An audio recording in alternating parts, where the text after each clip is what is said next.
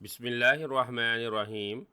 पेश खिदमत है कहानी उमरू और बेहोश शहज़ादी। उमरू यार सरदार अमीर हमज़ा को सलाम करके उनके खेमे से निकला ही था कि उसे सामने से मुल्क यूनान का शाही एलची आता हुआ दिखाई दिया। शाही एलची ने भी उमरू को देख लिया था। उसे देखकर वो तीर की तरह उमरू की तरफ आया और उसने बड़े मौदबाना अंदाज में उमरू को सलाम किया, जिसका उमरू ने भी खंदा पेशानी से जवाब दिया। कैसे आए हो अमीर हसन? उमरू ने उसकी तरफ गौर से देखते हुए पूछा। मैं आपसे मिलने आया हूँ ख्वाजा उमरू। शाह यूनान ने आपके लिए ख़ास पैगाम भेजा है। शाही एलची अमीर हसन ने इसी तरह से मौदबाना लहजे में जवाब देते हुए कहा तो उमरू चौंक पड़ा। कैसा पैगाम? उमरू ने उसकी तरफ गौर से देखते हुए पूछा। क्या आप मेरे साथ अलैदगी में चलेंगे? अमीर हसन ने सरदार अमीर हमजा के खैमे के बाहर खड़े दरबानों की तरफ देखते हुए कहा। उमरू चंद लम्हे उसे गौर से देखता रहा, फिर उसने इस बात में सर हिला दिया। ठीक है, आओ मेरे खैमे में आ जाओ, उमरू ने कहा और अपने खैमे की तरफ बढ़ने ही लगा था तो शाही एलची अमीर हसन भी इसके साथ हो लिया। खैमे में आकर उमरू ने अमीर हसन को एक कुर्सी पर बिठाया और ख़ुद भी उसके सामने दूसरी कुर्सी पर बैठ गया। अब बताओ, शाह यूनान ने मेरे लिए क्या पैगाम भेजा है? और अगर तुम मेरे लिए पैगाम लाए थे तो तुम सरदार अमीर हमजा के खैमे की तरफ क्यों गए थे? उमरू ने उसकी तरफ गौर से देखते हुए कहा। मैं पहले यहीं आया था। दरबानों ने मुझे बताया कि आप सरदार अमीर हमजा को सलाम करने उनके खैमे में गए हैं, तो मैंने सोचा कि मैं आपसे वहीं जाकर मिल लूँ और सरदार अमीर हमजा को भी सलाम कर लूँगा। शाही एलची ने कहा। ठीक है, अब पैगाम बताओ, उमरू ने कहा तो शाही एलची ने जेब से कागज़ निकाला और नहायत अदब से उमरू की जानिब बढ़ा दिया। उमरू ने इससे कागज़ लिया और उसे खोल कर पढ़ने लगा। पैगाम पढ़ते हुए उसके चेहरे पर हैरत के तासुरात नुमाया होते जा रहे थे। शहज़ादी गुलरानी पिछले एक माह से बेहोश है। क्या मतलब? क्या हुआ है उसे? वो बेहोश क्यों है? उमरू ने हैरत भरे लहजे में कहा। पैगाम में शाह यूनान ने सिर्फ इतना ही लिखा था।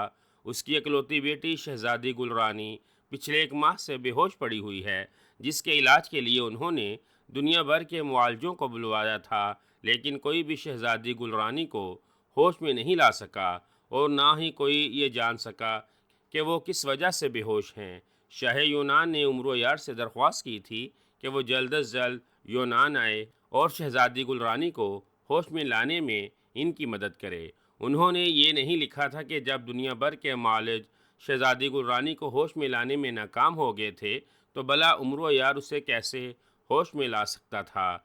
जी हाँ ख्वाजा उमरू, शहज़ादी साहिबा पिछले 30 रोज़ से बेहोश हैं। इन्हें होश में लाने की हर मुमकिन कोशिश की जा चुकी है, लेकिन शाह एलची अमीर हसन ने जवाब देते हुए कहा और ख़ामोश हो गया। वो तो मैं पढ़ चुका हूँ, बादशाह सलामत ने भी इतना ही लिखा है, लेकिन उन्होंने मुझे क्यों बुलाया है? ना मैं तो कोई हकीम हूँ और ना तबीब। फिर भला मैं शहज़ादी साहिबा को कैसे होश में ला सकता हूँ? उमरू ने हैरत भरे लहजे में कहा। शहज़ादी साहिबा को जादू के ज़रिए बेहोश किया गया है ख्वाजा उमरू यार, अमीर हसन ने कहा तो उमरू एक बार फिर चौंक पड़ा। जादू के ज़रिए? क्या मतलब? किसने किया है ऐसा? और तुम कैसे कह सकते हो कि शहज़ादी गुलरानी को जादू के ज़रिए बेहोश किया गया है? उमरू ने हैरत ज़दा लहजे में कहा। जब तमाम मालिज शहज़ादी साहिबा के इलाज में नाकाम हो गए थे तो बादशाह सलामत और मलका आलिया के साथ साथ सब ने ही ये उम्मीद छोड़ दी थी कि शहज़ादी साहिबा कभी होश में आ सकती हैं।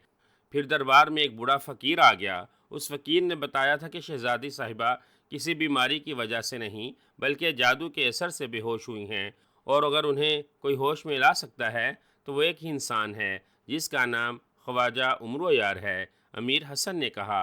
ओह, इस बूढ़े फ़कीर ने और क्या कहा था? उमरू ने इसी तरह हैरान होते हुए पूछा। उसने कहा था कि जिस जादूगर ने शहज़ादी साहिबा को बेहोश किया है उसका नाम दाशम जादूगर है। दाशम जादूगर इंतहाई शैतान सिफ्त और ताकतवर जादूगर है। इस जादूगर की एक बेटी असाया है जो अरसा दराज से बीमार है। उसका जिस्म आहिस्ता आहिस्ता खुशक होकर मिट्टी की तरह बुरबुरा होता जा रहा है। जिसे हाथ भी लगाया जाए तो उसके जिस्म का कोई ना कोई हिस्सा जड़ जाता है। दाशम जादूगर ने अपनी बेटी का बहुत इलाज करवाया था, लेकिन उसका मर्ज लाइलाज हो चुका है। दुनिया के तमाम मुआलजों का मुतफ़क्का फ़ैसला है कि साया किसी भी हाल में ठीक नहीं हो सकती और वो इसी हालत में हलाक हो जाएगी। दाशम जादूगर अपनी बेटी से बेहद प्यार करता है। वो अपनी बेटी की बीमारी से बहुत परेशान रहता था।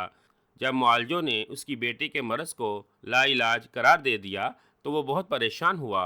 अपनी बेटी को वो हर हाल में तंदुरुस्त देखना चाहता था। इसके पास जब अपनी बेटी के इलाज के लिए कोई रास्ता ना बचा तो उसने अपने जादू का इस्तेमाल किया, जिससे इसे मालूम हुआ कि इसकी बेटी की रूह शैतानी अमल से निकाल कर किसी दूसरी लड़की के जिस्म में डाल दी जाए तो उसकी बेटी ज़िंदा बच सकती है। इस शैतानी अमल के लिए दाशम जादूगर के लिए ज़रूरी था कि वो किसी ऐसी लड़की को तलाश करता जिसकी ना सिर्फ शक्ल सूरत उसकी बेटी से मिलती हो, बल्कि उसकी हम उम्र भी हो और वो दोनों एक ही दिन और एक ही वक़्त में पैदा हुई हों। चुनाचा दाशम जादूगर ने इस लड़की की तलाश शुरू कर दी, जिसे हलाक करके वो इसके जिस्म में अपनी बेटी की रूह डालना चाहता था। और दाशम जादूगर को जल्द ही अपनी जादुई ताकतों से मालूम हो गया कि उसकी बेटी की हम उम्र और हम शक्ल शहजादी गुलरानी है, जो न सिर्फ जादूगर की बेटी की हम शक्ल थी बल्कि ठीक उसी वक़्त पैदा हुई थी जब शहजादी गुलरानी पैदा हुई थी। शहजादी गुलरानी के मिलते ही दाशम जादूगर की सारी परेशानी दूर हो गई थी। उसने फ़ौरन शहजादी गुलरानी पर जादू किया और उसे बेहोश कर दिया। वो शहजादी गुलरानी को हलाक करके इसके जिस्म में अपनी बेटी की रूह डालना चाहता था और उसके शैतानी अमल के लिए ज़रूरी था कि वो शहजादी गुलरानी को 40 रोज़ के लिए भूखा प्यासा और नींद में रखे। इसके लिए उसने शहजादी को जादू के ज़रिए बेहोश कर दिया था। 40 रोज़ के बाद वो शहजादी गुलरानी को अपने साथ ले जाएगा और उसे हलाक कर देगा और फिर वो शैतानी अमल से अपनी बेटी की रूह शहजादी गुलरानी के जिस्म में मुंतकिल कर देगा। इस तरह शहजादी गुलरानी तो हलाक हो जाएगी, लेकिन उसकी बेटी को नए जिस्म के साथ नई ज़िंदगी भी मिल जाएगी। शाही एलची अमीर हसन ने उमरू को सारी सूरत हाल से आगाह करते हुए कहा। उमरो यार खामोशी और नहायत दिलचस्पी से उसकी बातें सुन रहा था। ओह, इसलिए कोई मुआलज शहजादी गुलरानी को होश में नहीं ला सका था, उमरू ने कहा। और अमीर हसन ने इस्बात में सर हिला दिया। इस बूढ़े फ़कीर ने और क्या बताया था? क्या उसने ये नहीं बताया था कि दाशम जादूगर को इसके शैतानी मकसद से कैसे रोका जा सकता है? ये ठीक है कि वो जो कुछ कर रहा है अपनी बेटी के लिए कर रहा है, लेकिन ये कहाँ का इंसाफ है कि अपनी औलाद को बचाने के लिए दूसरों की औलाद को हलाक कर दिया जाए और वो अपनी बेटी का इलाज शैतानी अमल से करना चाहता है। उमरू ने चंद लम्हे खामोश रहने के बाद कहा, हाँ उमरो यार, ये जुल्म है, बहुत बड़ा जुल्म। दाशम जादूगर अपनी बेटी की ज़िंदगी के लिए एक नेक और रहम दिल शहजादी को हलाक करना चाहता है। बूढ़े फ़कीर ने बताया था कि वो दाशम जादूगर के इस जालमाना फेल का जानकर ही बादशाह सलामत को ये सब कुछ बताने के लिए आया है। उसने मज़ीद कहा था कि जैसे ही 40 रोज़ पूरे होंगे वो शहजादी साहिबा को किसी शैतानी महल में ले जाएगा और वहाँ ले जाकर उसे हलाक कर देगा। फिर वो जादुई अमल से अपनी बेटी के बीमार जिस्म से इसकी रूह निकाल कर शहजादी गुलरानी के जिस्म में डाल देगा। दाशम जादूगर को इस शैतानी अमल से रोकना बेहद ज़रूरी है, क्योंकि उसकी बेटी को शहजादी गुलरानी का जिस्म मिलने से नई ज़िंदगी तो मिल जाएगी, लेकिन इसके साथ साथ ज़िंदा रहने के लिए इसे हर रोज़ एक इंसान को हलाक करके उसका खून पीना होगा। इंसानी खून की खुराक ही उसे मुस्तकिल ज़िंदगी दे सकती है। खून के सिवा वो दूसरी कोई ग़ज़ा इस्तेमाल नहीं कर सकेगी। अमीर हसन ने कहा, ओह, ये तो शहजादी गुलरानी को हलाक करने से ज़्यादा जुल्म होगा। जादूगर की बेटी खून शाम बनकर न जाने कितने बेगुनाह और मासूम इंसानों का खून पीकर उन्हें हलाक कर देगी। उमरू ने कहा, हाँ ख्वाजा उमरू, इसीलिए बूढ़े फ़कीर ने कहा है कि दाशम जादूगर के साथ साथ उसकी बेटी का हलाक होना भी बहुत ज़रूरी है, और जब तक दाशम जादूगर हलाक नहीं होगा उस वक़्त तक शहजादी गुलरानी को होश नहीं आएगा।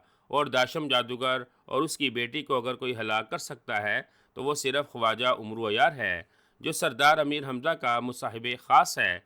बूढ़े फ़कीर ने कहा था कि बादशाह सलामत जल्द अज जल्द उमरू अयार को बुलाकर उसे सारी तफसील से आगाह कर दें, ताकि उमरू अयार शहजादी गुलरानी के बेहोश होने के 40 दिन पूरे होने से पहले जाकर दाशम जादूगर और उसकी बेटी को हलाक कर दे। शाही एलची अमीर हसन ने कहा, और उमरू एक तवील सांस लेकर रह गया। क्या बादशाह सलामत ने तुम्हें इस बात की इजाज़त दे दी थी कि तुम मुझे सारी तफसील बता सको? उमरू ने पूछा, हाँ, इसीलिए तो मैंने आपको ये सब कुछ बताया है। बादशाह सलामत का कहना था कि अगर आप मुल्क यूनान ना आना चाहें तो कोई बात नहीं, लेकिन ये सारी बातें जानकर अगर आप उनकी बेटी की ज़िंदगी बचाने के लिए कुछ करें तो वो सारी ज़िंदगी आपके एहसानमंद रहेंगे, और जब आप दाशम जादूगर और उसकी बेटी को हलाक कर देंगे तो शहज़ादी गुलरानी को भी खुद ब खुद होश आ जाएगा। और शहज़ादी गुलरानी को होश आ गया तो बादशाह सलामत आपकी वापसी पर न सिर्फ आपका शान शयान इस्तकबाल करेंगे, बल्कि वो आपको अपना आधा शाही ख़जाना भी इनाम में दे देंगे। अमीर हसन ने कहा, और आधे शाही ख़जाने का इनाम का सुनकर उमरो यार की आंखों में चमक सी आ गई। आधा शाही ख़जाना? उमरू ने जैसे खुश होंठों पर जबान फेरते हुए कहा, हाँ ख्वाजा उमरो यार, आधा शाही ख़जाना। आप शहजादी साहिबा को जालिम जादूगर के जुल्म से बचाएंगे तो बादशाह सलामत ना सिर्फ आपको आधा शाही ख़जाना इनाम में देंगे, बल्कि और भी बहुत इनाम देंगे। अमीर हसन ने मुस्कुराते हुए कहा। उसका अंदाज ऐसा था जैसे वो उमरो यार की हरीसाना तबीयत से बखूबी वाकिफ़ हो। उमरो यार चूँकि अक्सर यूनान जाता रहता था, इसीलिए उसे महल के तमाम फ़र्द बखूबी जानते थे, और उमरू ने भी वहाँ के कई लोगों को देखा हुआ था। इसीलिए इसने सरदार अमीर हमज़ा के खैमे की तरफ आते हुए शाही एलची अमीर हसन को फ़ौरन पहचान लिया था। फिर तो बादशाह सलामत ने मेरे लिए नेक शगुन के तौर पर ज़रूर कुछ न कुछ भेजा होगा। उमरू ने अमीर हसन की तरफ हिर्स भरी नज़रों से देखते हुए कहा, और उसकी बात सुनकर अमीर हसन बेइख्तियार हंस पड़ा। उसने हंसते हुए अपनी जेब में हाथ डाला और एक थैली निकालकर उमरू की जानिब बढ़ा दी। बस यही एक थैली भेजी है, बादशाह सलामत ने। उमरू ने थैली देखकर बुरा सा मुंह बनाते हुए कहा, जैसे उसे एक थैली देखकर बेहद मायूसी हुई हो। थैली खोलकर तो देखिए, अमीर हसन ने मुस्कुराते हुए कहा। छोटी सी थैली में क्या हो सकता है, सिर्फ चंद गिनी चुनी अशरफियाँ, उमरू ने मुंह बनाते हुए कहा, और अमीर हसन बेख्तियार हंस पड़ा। उमरू थैली खोलना शुरू हो गया। उसने थैली खोली और उसमें झांक कर देखा तो उसकी आंखों की चमक कई गुना बढ़ गई। थैली में अशरफियों की बजाय हीरे मौजूद थे, नीले रंग के हीरे जो मटर के दानों जितने बड़े थे। उमरू ने थैली में 2 उंगलियां डालकर एक हीरा निकाला और उसे एक आंख बंद करके गौर से देखने लगा। ये नीला हीरा है ख्वाजा उमरू, और इस एक हीरे की कीमत 100 सुरख मोहरों वाली अशरफियों के बराबर है। इस थैली में 200 हीरे मौजूद हैं। अमीर हसन ने मुस्कुराते हुए कहा। 200 हीरे? उमरू ने बादशाह फैलाते हुए इंतहाई मुसरत भरे लहजे में कहा, हाँ, और मेरा ख्याल है ये हीरे तुम्हारे नेक शगुन के लिए काफ़ी होंगे। अमीर हसन ने इसी तरह से मुस्कुराहट भरे लहजे में कहा, हाँ हाँ ठीक है, मुझे नेक शगुन मिल गया है। अब मैं सुकून के साथ किसी भी बड़ी से बड़ी मुहिम पर जा सकता हूँ। उमरू ने इसी अंदाज में कहा। तो क्या आप मुल्क यूनान नहीं जाएंगे? अमीर हसन ने पूछा। नहीं, क्या ज़रूरत है? तुमने मुझे सारी सूरत हाल बता दी है। मैं यहाँ से सीधा दाशम जादूगर और इसकी जादूगर बेटी को ही हलाक करने के लिए निकलूँगा। उमरू ने कहा तो अमीर हसन ने इस बात में सर हिला दिया। क्या इस बूढ़े फ़कीर ने दाशम जादूगर के बारे में कुछ बताया था कि वो कहाँ रहता है और उसे कैसे हलाक किया जा सकता है? चंद लम्हे खामोश रहने के बाद उमरू ने पूछा। नहीं, उसने कहा था कि जब मामला उमरो यार के हाथ में आ जाएगा तो वो खुद ही दाशम जादूगर को तलाश कर लेगा। अमीर हसन ने जवाब दिया तो उमरू ने समझ जाने वाले अंदाज में सर हिला दिया। ठीक है, मैं तुम्हारे लिए शाही मेहमान खाने में रहने का इंतज़ाम करता हूँ। तुम जब तक चाहो वहाँ इत्मीनान से रह सकते हो। मैं सरदार अमीर हमज़ा के पास जाकर उन्हें सब कुछ बता देता हूँ, और उनकी इजाज़त मिलते ही मैं दाशम जादूगर और उसकी बेटे की सरगोबी के लिए निकल जाऊँगा। उमरू ने कहा तो शाही एलची अमीर हसन ने इस बात में सर हिला दिया। ये एक हाल जैसा बड़ा कमरा था जो शाही अंदाज के तर्ज पर सजा हुआ था। कमरे में बेशुमार कुर्सियाँ एक ख़ास तरतीब से लगी हुई थीं जो खाली थीं। कमरे का फर्श कीमती और रंग बिरंगी ईंटों का बना हुआ था, और दीवारें नीले और कासनी रंगों से सजी हुई थीं। कमरे के दरवाज़ों और खिड़कियों पर नफीस मखमली पर्दे लहरा रहे थे, और सामने की जानिब एक छोटा सा चबूतरा बना हुआ था जहाँ सुर्ख रंग का कालीन बिछा हुआ था। चबूतरे पर एक तख्त बिछा हुआ था जो सोने और चांदी का बना हुआ था। तख्त पर एक अधेड़ उम्र शख्स बैठा हुआ था जो दाशम जादूगर था। इसने स्याह रंग का लिबास पहन रखा था। स्याह रंग के लिबास पर सुनहरी रंग की कशीदाकारी की गई थी जो सोने की तारों की थी। दाशम जादूगर के बाल लंबे लंबे थे जो उसके शानों तक फैले हुए थे। इसकी पतली पतली मूंछें भी थीं। जो खामोश बैठा गहरे ख्यालों में खोया हुआ था, इसी लम्हे दरवाजे का पर्दा हिला और एक लंबा तड़ंगा और गंजे सर वाला देव अंदर आ गया। उस देव ने चीते की खाल का बना हुआ जांगिया पहन रखा था। देव के कानों में सोने की मोटी मोटी बालियां थीं और उसने दोनों हाथों में भी सोने के मोटे मोटे कड़े पहन रखे थे। कमरे में दाखिल होते ही वो फर्श पर धम धम पाँव मारता हुआ दाशम जादूगर की तरफ बढ़ा तो उसके कदमों की आवाज़ सुनकर दाशम जादूगर बेख्तियार चौंक पड़ा। देव चबूतरे के सामने आकर उसके सामने निहायत मौतबाना अंदाज में खड़ा हो गया। जांगू तुम? दाशम जादूगर ने हैरत भरे लहजे में कहा। हाँ आका, मैं आपको एक खबर देने के लिए आया हूँ, देव ने कहा, जिसका नाम झांगू था। कौन सी खबर? ओ, कहीं शहजादी गुलरानी को तो होश नहीं आ गया? दाशम जादूगर ने पहले हैरानी से और फिर यकलख्त बुरी तरह से चौंकते हुए कहा। नहीं आका, शहजादी को अभी होश नहीं आया। दुनिया के तमाम हुकामा ने इसका इलाज किया था, लेकिन कोई भी इसे होश में नहीं ला सका था और ना ही कोई ये जान सका था कि शहजादी गुलरानी किस तरह बेहोश हुई है। झांगू देव ने कहा। तो फिर क्या खबर लाए हो तुम? दाशम जादूगर ने इसकी तरफ गौर से देखते हुए पूछा।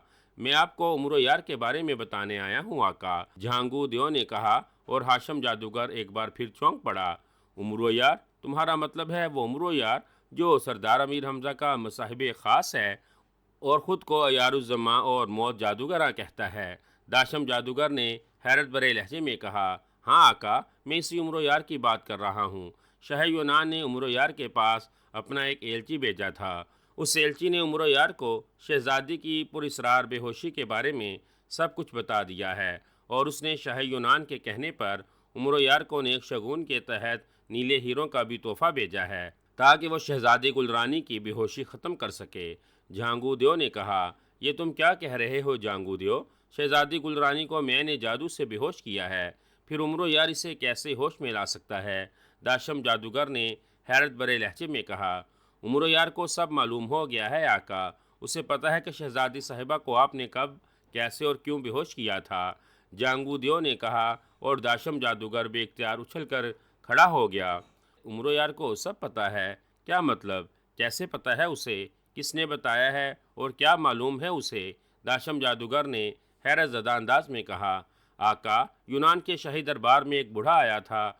उसने शाह यूनान को शहजादी गुलरानी के बेहोश होने के बारे में सब कुछ बता दिया था। इस बूढ़े ने बादशाह सलामत को आपका और आपकी बेटी का नाम भी बता दिया था और उसने उन्हें यह भी बताया था कि आपकी बेटी को क्या बीमारी लाहक है और आपकी बेटी को इस खतरनाक और पुरस्रार बीमारी से तब ही निजात मिल सकती है जब आप अपनी बेटी की रूह उसके जिस्म से निकाल कर शहजादी गुलरानी के जिस्म में डाल दें, जिसके लिए आपको शहजादी गुलरानी को हलाक करना पड़ेगा।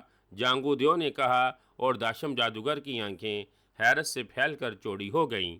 इस बूढ़े ने शाह यूनान को मशवरा दिया था कि वह अपनी मदद के लिए उम्र यार को बुला ले। उम्र यार जाकर शहजादी साया और दाशम जादूगर को हलाक करेगा तो शहजादी गुलरानी पर किया गया जादू ख़त्म हो जाएगा और शहजादी को होश आ जाएगा। चुनाचा शाह यूनान ने फौरी तौर पर उम्र यार के पास अपना ख़ास शाही एलची रवाना कर दिया, जिसने उसे एक एक तफसील बता दी। जांगू देव ने दोबारा बोलते हुए कहा। ओह ओह, वो बूढ़ा कौन था? कहाँ से आया था और उसे कैसे मालूम हुआ था मैंने शहजादी गुलरानी को बेहोश किया है? दाशम जादूगर ने इसी तरह हैरत से आंखें फाड़ते हुए कहा। मैं इसके बारे में कुछ नहीं जानता आका, वो शायद रोशनी का नुमाइंदा था। मैंने इसके बारे में मालूम करने की बहुत कोशिश की थी, लेकिन वो कहाँ से आया था और कहाँ गया, इंतहाई कोशिशों के बावजूद मैं उसके बारे में कुछ मालूम नहीं कर सका था। जांगू देव ने कहा और दाशम जादूगर गुस्से और परेशानी से जबड़े बेचता हुआ दोबारा तख्त पर बैठ गया। क्या उस बूढ़े ने सबके सामने बादशाह को बताया था? दाशम जादूगर ने परेशानी के आलम में कहा। हाँ आका, बूढ़े ने सबके सामने ही बादशाह सलामत को बताया था। जांगू देव ने जवाब दिया। ओ नहीं, लेकिन तुम्हें ये सब कैसे मालूम हुआ? दाशम जादूगर ने पूछा। मैं आपके कहने पर एक नज़र शहजादी गुलरानी को देखने गया था आका। मैं चूँकि वहाँ गैबी हालत में गया था, इसीलिए मुझे वहाँ किसी ने नहीं देखा था। मैं शहजादी गुलरानी के कमरे में दाखिल हुआ तो वह अपने बिस्तर पर इसी तरह से बेहोश पड़ी हुई थी और वहाँ शाह यूनान और मलका समेत वज़ीर आज़म भी मौजूद थे। जो यही सब बातें कर रहे थे। मैं रुक कर उन सब की बातें सुनने लग गया। शाही एलची वापिस आ चुका था। इसने बादशाह सलामत को बताया था कि उमरो यार उनकी मदद के लिए आमादा हो गया है और वो बहुत जल्द दाशम जादूगर की सरगोबी के लिए रवाना हो जाएगा। जांगूदेव ने जवाब देते हुए कहा, ओ नहीं, तो अब उमरो यार यहाँ मुझे और मेरी बेटी को हलाक करने के लिए आ रहा है। दाशम जादूगर ने गुस्से से होंठ भींचते हुए कहा, हाँ आका, इसीलिए मैं भागा भागा यहाँ आया था ताकि आपको ये सब कुछ बता सकूं। जांगूदेव ने कहा, ठीक है, मुझे इससे कोई फ़र्क नहीं पड़ता कि सबको शहजादी गुलरानी की बेहोशी का इल्म हो गया है। इसे मैंने बेहोश किया है और अब जब तक मैं ना चाहूँ वो किसी भी सूरत में होश में नहीं आ सकती। जैसे ही 40 रोज़ पूरे होंगे मैं शहजादी गुलरानी को वहाँ से उठाकर शैतान महल ले जाऊँगा और उसे वहाँ ले जाकर हलाक कर दूँगा। उसके जिस्म में मैं अपनी बेटी की मुझे मेरे इस मकसद को पूरा करने से कोई नहीं रोक सकता, उम्रो यार भी नहीं। और उम्रो यार लाख कोशिशें कर ले, लेकिन वो ये नहीं जान सकेगा कि मैं और मेरी बेटी कहाँ है। अगर वो किसी तरह यहाँ पहुँच भी गया तो उसका मेरे जादू महल में दाखिल होना नामुमकिन हो जाएगा। महल की हिफाजत के लिए मैंने हर तरफ जादुई हिसार बांध रखे हैं और यहाँ इस कदर शैतानी ताकतें हैं जिनका उम्रो यार किसी तरह भी मुकाबला नहीं कर सकेगा और शैतानी ताकतें इसे लम्हों में हलाक कर देंगी। इसके अलावा तुम भी यहाँ मौजूद होगे जांगूदियो। तुम्हारे होते हुए यहाँ कोई आदमजात तो क्या, चिड़िया का एक बच्चा भी नहीं आ सकता। दाशम जादूगर ने मुसलसल बोलते हुए कहा, हाँ आका, उम्र यार लाख कोशिशें कर ले, लेकिन वो यहाँ नहीं आ सकेगा। अगर वो इस तरफ आया तो मैं उसे ज़िंदा नहीं छोड़ूंगा, उसके लम्हों में टुकड़े उड़ा दूंगा। जांगूदियो ने कहा, जाओ और जाकर महल की हिफाजत के इंतजामात और सख्त कर दो। उम्र यार हो या कोई और, इस महल की तरफ जो भी आए उसे किसी भी हालत में महल में दाखिल नहीं होना चाहिए। दाशम जादूगर ने कड़कदार लहजे में कहा, आप बेफिक्र रहिए आका, मेरी इजाज़त के बगैर इस महल में कोई नहीं आ सकता। जांगूदेव ने कहा तो दाशम जादूगर ने इस बात में सर हिला दिया और जांगूदेव ने उसे अदाब किया और तेज़ से इस कदम उठाता हुआ वहाँ से निकलता चला गया। उमरो यार शाही एलची को अपने साथ सरदार अमीर हमज़ा के खैमे में ले गया था ताकि वो ख़ुद सरदार अमीर हमज़ा को सारी तफसील बता सके। शाही एलची ने सरदार अमीर हमज़ा को जब सारी तफसील बताई तो सरदार अमीर हमज़ा ने उमरू को फ़ौरन शहज़ादी गुलरानी की मदद के लिए जाने का हुक्म दे दिया था और उन्होंने नेक शगुन के तहत उमरू को न सिर्फ 1000 सुरख मोहर वाली सोने की अशरफियाँ दी थीं, बल्कि उन्होंने उमरू से वादा किया था कि वो इसके कामयाब होकर लौटने पर इसे मज़ीद इनाम भी देंगे, जिससे उमरो यार की खुशी दुगनी हो गई थी। सरदार अमीर हमजा से इजाज़त लेकर वो फ़ौरन दाशम जादूगर और उसकी जादूगरनी बेटी की हलाकत के लिए निकल खड़ा हुआ था। शाही एलची भी वहाँ से रवाना हो गया था। उमरो यार ने इसके साथ यूनान जाने की बजाय सीधा अपनी मुहिम पर जाना ही मुनासिब समझा था। चुनाचा उसने अस्तबल से अपना बिजली नामी सफ़ेद घोड़ा निकाला और उस पर सवार होकर लश्कर से निकलता चला गया। घोड़ा दौड़ाते हुए वो पहाड़ी इलाके में आ गया था। उसने वहां आते ही घोड़ा रोक लिया था। दाशम जादूगर कहाँ था और उसे हलाक करने के लिए उमरू को किन मुसीबतों का सामना करना पड़ना था, इसके लिए वो सुनहरी तख्तियाँ फिर जंबील के मुहाफिज बोने से मशवरा करना चाहता था। घोड़े से उतरकर उसने जंबील का मुंह खोला और उसका रुख घोड़े की जानिब कर दिया। चल जंबील में, उमरू ने कहा तो अचानक घोड़ा उछला और सीधा उमरू की जंबील में आ गिरा। एक लम्हे के लिए उमरो यार की जंबील बारी हुई और फिर हल्की हो गई। मुहाफिज बोने, जंबील से बाहर आओ। उमरू ने जंबील का मुंह बंद करने की बजाय मुहाफिज बोने को आवाज़ दी तो उसी लम्हे जंबील का मुहाफिज बोना निकला और उचक कर जंबील से बाहर आ गया। हुक्म आका, मुहाफिज बोने ने उमरू को मौतबाना अंदाज में सलाम करते हुए कहा, तुम जानते ही होगे कि मैंने तुम्हें बाहर क्यों बुलवाया है। उमरू ने इसके सलाम का जवाब देते हुए कहा, हाँ आका, मैं जानता हूँ। मुहाफिज बोने ने इस बात में सर हिलाकर कहा, तो बताओ, मुझे दाशम जादूगर तक पहुँचने के लिए क्या करना है। मैं उसे और उसकी जादूगरनी बेटी को कैसे हलाक कर सकता हूँ। उमरू ने पूछा, इन दोनों को हलाक करने से पहले आपको जांगूदेव को हलाक करना पड़ेगा आका। मुहाफिज बोने ने कहा तो उमरू बेख्तियार चौंक पड़ा। जांगूदेव? कौन जांगूदेव? उमरू ने हैरान होते हुए कहा, जांगूदेव दाशम जादूगर का गुलाम है आका, और इस देव ने दाशम जादूगर के जादू महल की हिफाजत का तमाम इंतजामात संभाल रखा है। वो एक ताकतवर और इंतहाई ख़तरनाक देव है। जब तक आप उसे हलाक नहीं करेंगे, आप दाशम जादूगर और उसकी बेटी को हलाक नहीं कर सकेंगे। मुहाफिज बोने ने कहा, क्या जांगुद्यो दाशम जादूगर के साथ रहता है? उमरू ने पूछा, हाँ आका, वो दाशम जादूगर के साथ ही होता है। मुहाफिज बोने ने कहा, इसे कैसे हलाक किया जा सकता है? उमरू ने पूछा, जांगुदियों को हलाक करने के लिए आपको दाशम जादूगर के महल की तमाम रकावटों को तोड़कर अंदर जाना होगा आका। इस दियो को इसी सूरत में हलाक किया जा सकता है जब वो और दाशम जादूगर और उसकी बेटी एक साथ होंगे। मुहाफिज बोने ने कहा, तीनों एक साथ होंगे? मैं समझा नहीं। उमरू ने जैसे मुहाफिज बोने की बात न समझते हुए कहा, दाशम जादूगर की जान इस जुआ में है आका, और अपनी बेटी को मखसूस वक़्त तक ज़िंदा रखने के लिए दाशम जादूगर ने अपनी बेटी की जान अपने जिस्म में महफूज कर रखी है। वो तीनों इसी सूरत में हलाक हो सकते हैं जब वो एक दूसरे के करीब होंगे या एक ही कमरे में मौजूद हों।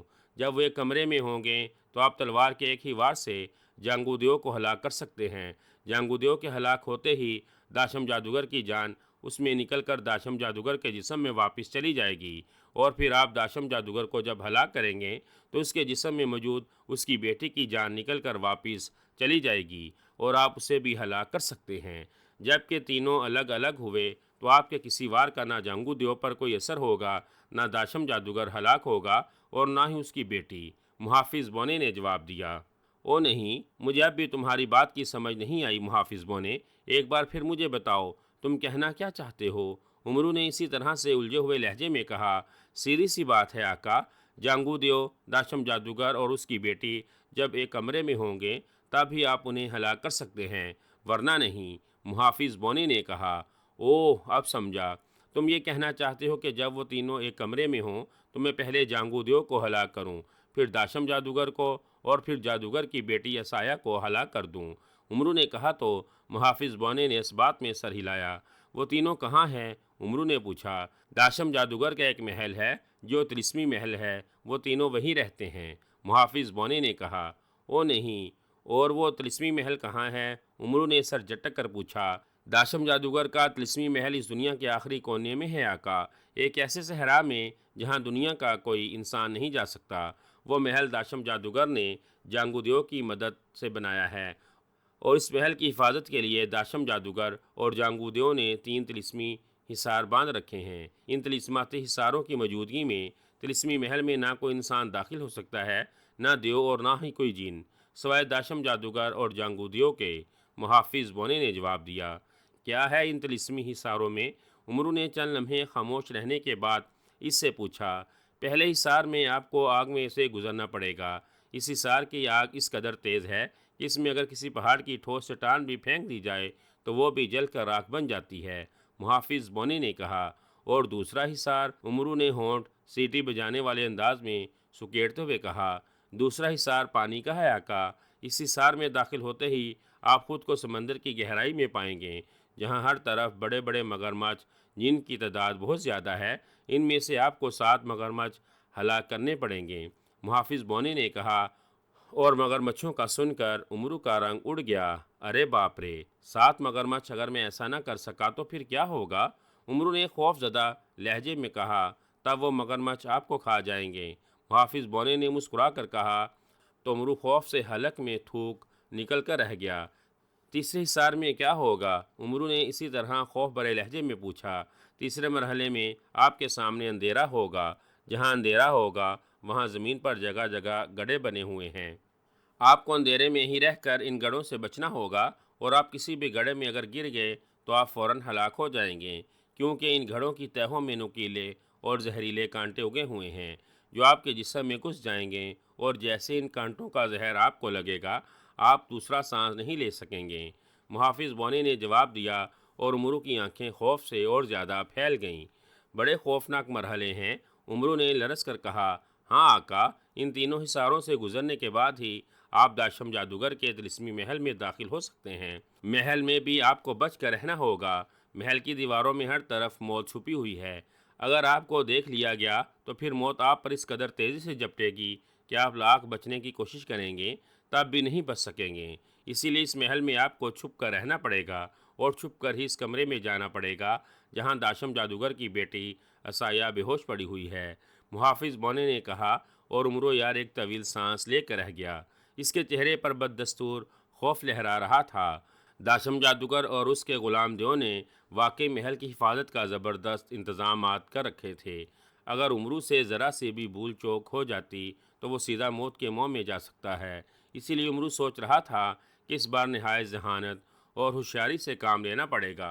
एक एक कदम फूंक फूंक कर उठाना पड़ेगा, वरना वो किसी भी तरह खुद को मौत के मुंह से जाने से नहीं रोक सकेगा। बहुत मुश्किल और ख़तरनाक मरहले हैं आका। आप एक बार फिर सोच लें। अगर आप चाहें तो इस खतरनाक मुहिम पर जाने से दस्तबरदार भी हो सकते हैं। मुहाफिज बोने ने उमरू का खौफ देख कर कहा, अगर मैं इस मुहिम से दस्तबरदार हो गया तो शहजादी गुर्रानी का क्या होगा? उमरू ने पूछा। दाशम जादूगर अपने मकसद में कामयाब हो जाएगा। वो शहजादी को हलाक करके इसके जिस्म में अपनी बेटी की रूह डाल देगा, और फिर जो होना है वो मैं आपको पहले ही बता चुका हूँ। मुहाफिज बोने ने संजीदगी से जवाब दिया तो उमरू ने बेख्तियार होंठ भींच लिए। नहीं, मैं इस मुहिम से दस्तबरदार नहीं हूँगा। मैं एक बेगुनाह शहजादी को शैतान जादूगर की बींट नहीं चढ़ने दूंगा। जो भी होगा मैं शहजादी गुलरानी की जान बचाने के लिए कोशिश ज़रूर करूँगा। उमरू ने अटल लहजे में कहा। ये सब जानने के बावजूद कि इस बार आपका हर कदम मौत के मुंह में जाने वाला है, मुहाफिज बोने ने कहा, हाँ, अगर मेरे मुकद्दर में मौत लिखी है तो मैं इसे टाल नहीं सकता। मेरी मौत शैतान के खिलाफ लड़ते हुए आएगी तो ये मौत सिर्फ मौत नहीं होगी, बल्कि शहादत होगी, और शहादत की तमन्ना हर मुसलमान करता है। और मुझे शहादत नसीब हो जाए, इससे बड़ी खुशकिस्मती मेरे लिए और क्या हो सकती है? उमरू ने जज्बाती लहजे में कहा तो मुहाफिज बोना मुस्कुरा दिया, जैसे वो जानता हो कि उम्रो यार यही फैसला करेगा। बहुत खूब आका, आपकी यही नेक सोच आपकी कामयाबी का बायस बनती है। मुझे यकीन है कि आपका ये मजबूत इरादा इस बार भी आपको कामयाबी से हमकिनार करेगा, और आप ना सिर्फ तीनों तिलिस्मी मरहले पार कर लेंगे, बल्कि दाशम जादूगर, इसके गुलाम देव और दाशम जादूगर की बेटी को भी हलाक करने में कामयाब हो जाएंगे। मुहाफिज बोने ने कहा, इस मामले में तुम मेरी मदद करोगे? उमरू ने पूछा। हाँ आका, क्यों नहीं। अगर आप मुझे जंबील से बाहर रखेंगे तो मैं आपकी बहुत मदद कर सकता हूँ। मुहाफिज बोने ने कहा तो उमरू ने इस बात में सर हिला दिया। तो ठीक है, चलो मुझे दाशम जादूगर के तिलिस्मी महल तक ले चलो, फिर जो होगा देखा जाएगा। उमरू ने कहा, ठीक है आका, आप आंखें बंद करें, मैं आपको अभी वहाँ पहुँचा देता हूँ। मुहाफिज बोने ने कहा तो उमरू ने इस बात में सर हिलाकर आंखें बंद कर लीं। इसी लम्हे से एक ज़ोरदार झटका लगा और वह बुरी तरह से लड़खड़ा गया। इससे पहले कि वो गिर पड़ता, उसने फौरन खुद को संभाल लिया। हाल नुमा कमरे के एक कोने में सोने का बना हुआ एक खूबसूरत पलंग बिछा हुआ था, जिस पर सुरख और जर्द रंग का मखमली बिस्तर बिछा हुआ था। इस पलंग पर एक नहायत हसीन लड़की औंधे मुंह पड़ी हुई थी। लड़की ने हल्के नीले रंग का लिबास पहना हुआ था। उसकी कमर में सुनहरी रंग का कपड़ा बंधा हुआ था। लड़की के सर पर सोने का एक झूमर था, और उसके हाथों और गले में सोने के जेवरात नजर आ रहे थे। लड़की सबज रंग के खूबसूरत तकिए पर सर रखे जैसे गहरी नींद सो रही थी।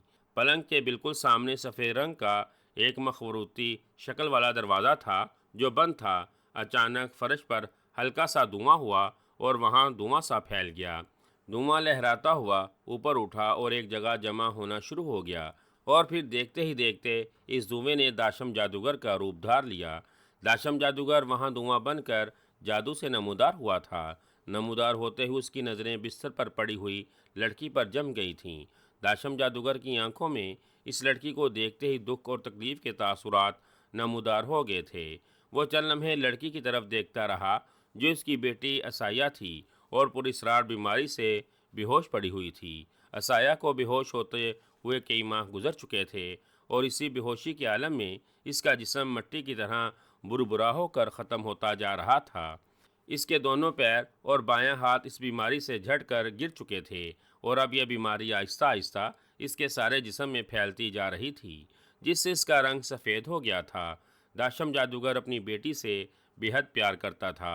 वो अपनी बेटी को जिंदा और हंसता खेलता देखना चाहता था, लेकिन इसकी बेटी पुरस्रार बीमारी का शिकार होकर मौत के मुंह में जा रही थी, जिसका दाशम जादूगर को बेहद दुख था। इंतहाई ताकतवर जादूगर होने के बावजूद वो अपनी बेटी का इलाज नहीं करवा सका था। असाया की बीमारी का वाहद इलाज यही था कि इसकी रूह इसके जिस्म से निकाल कर किसी दूसरी लड़की के जिस्म में डाल दी जाए, जो ना सिर्फ असाया की हम शक्ल हो, बल्कि ठीक उसी दिन और उसी वक़्त पैदा हुई हो। जब असाया पैदा हुई थी। दाशम जादूगर चूंकि अपनी बेटी को मौत के मुंह में नहीं जाने देना चाहता था, इसलिए इसने फ़ौरन ऐसी लड़की की तलाश शुरू कर दी थी जिसमें वो अपनी बेटी की रूह डाल सके। और फिर वो मुल्क यनान की शहज़ादी गुलरानी को तलाश करने में कामयाब हो गया, जो शहज़ादी की हम शक्ल भी थी और उसकी हम उम्र भी। चुनाचा दाशम जादूगर ने यूनान जाकर शहज़ादी गुलरानी पर जादू किया और उसे बेहोश कर दिया। अब उसे 40 दिनों तक शहज़ादी गुलरानी को बेहोश रखना था। 40 दिन पूरे होते ही वो शहज़ादी को शैतान महल में ले जाता और तलवार मारकर उसकी गर्दन उड़ा देता। इसी तरह इसे अपनी बेटी असाया की भी गर्दन काटनी थी और फिर वो असाया का कटा हुआ सर शहज़ादी गुलरानी की गर्दन से जोड़ देता और फिर एक अमल करते ही असाया शहज़ादी गुलरानी के जिस्म समेत जाग जाती और उसे हमेशा के लिए ख़तरनाक और जानलेवा बीमारी से भी छुटकारा मिल जाता। शहज़ादी पर जादू किए 1 माह से ज़्यादा अरसा हो चुका था। अब बस चंद रोज़ थे, फिर दाशम जादूगर अपनी बेटी को दोबारा जीता जागता देख सकता था।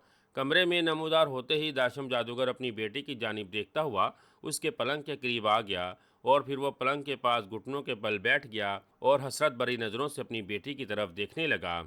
बस बेटी, चंद रोज़ की बात है, फिर तुम इस गहरी नींद से हमेशा के लिए जाग जाओगी। तुम्हारी बीमारी भी ख़त्म हो जाएगी और तुम पहले की तरह हंसने खेलने लग जाओगी। दाशम जादूगर ने अपनी बेटी के सर के बालों पर प्यार से हाथ फेरते हुए कहा, जब से तुम बेहोश हुई हो तब से मैं बहुत परेशान हूँ बेटी।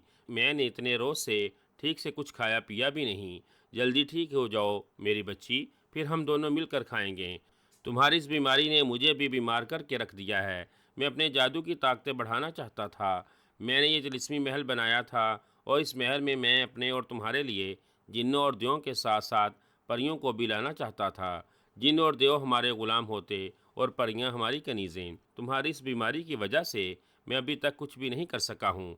तुम ठीक हो जाओ, फिर मैं इस महल को भी ग़ुलामों और कनीज़ों से भर दूँगा और सहरा में इंसानों की बस्तियाँ भी बसाऊँगा जिस पर मैं और तुम मिलकर हुकूमत करेंगे। जल्दी ठीक हो जाओ मेरी बेटी, जल्दी ठीक हो जाओ, दाशम जादूगर ने मुसलसल बोलते हुए कहा।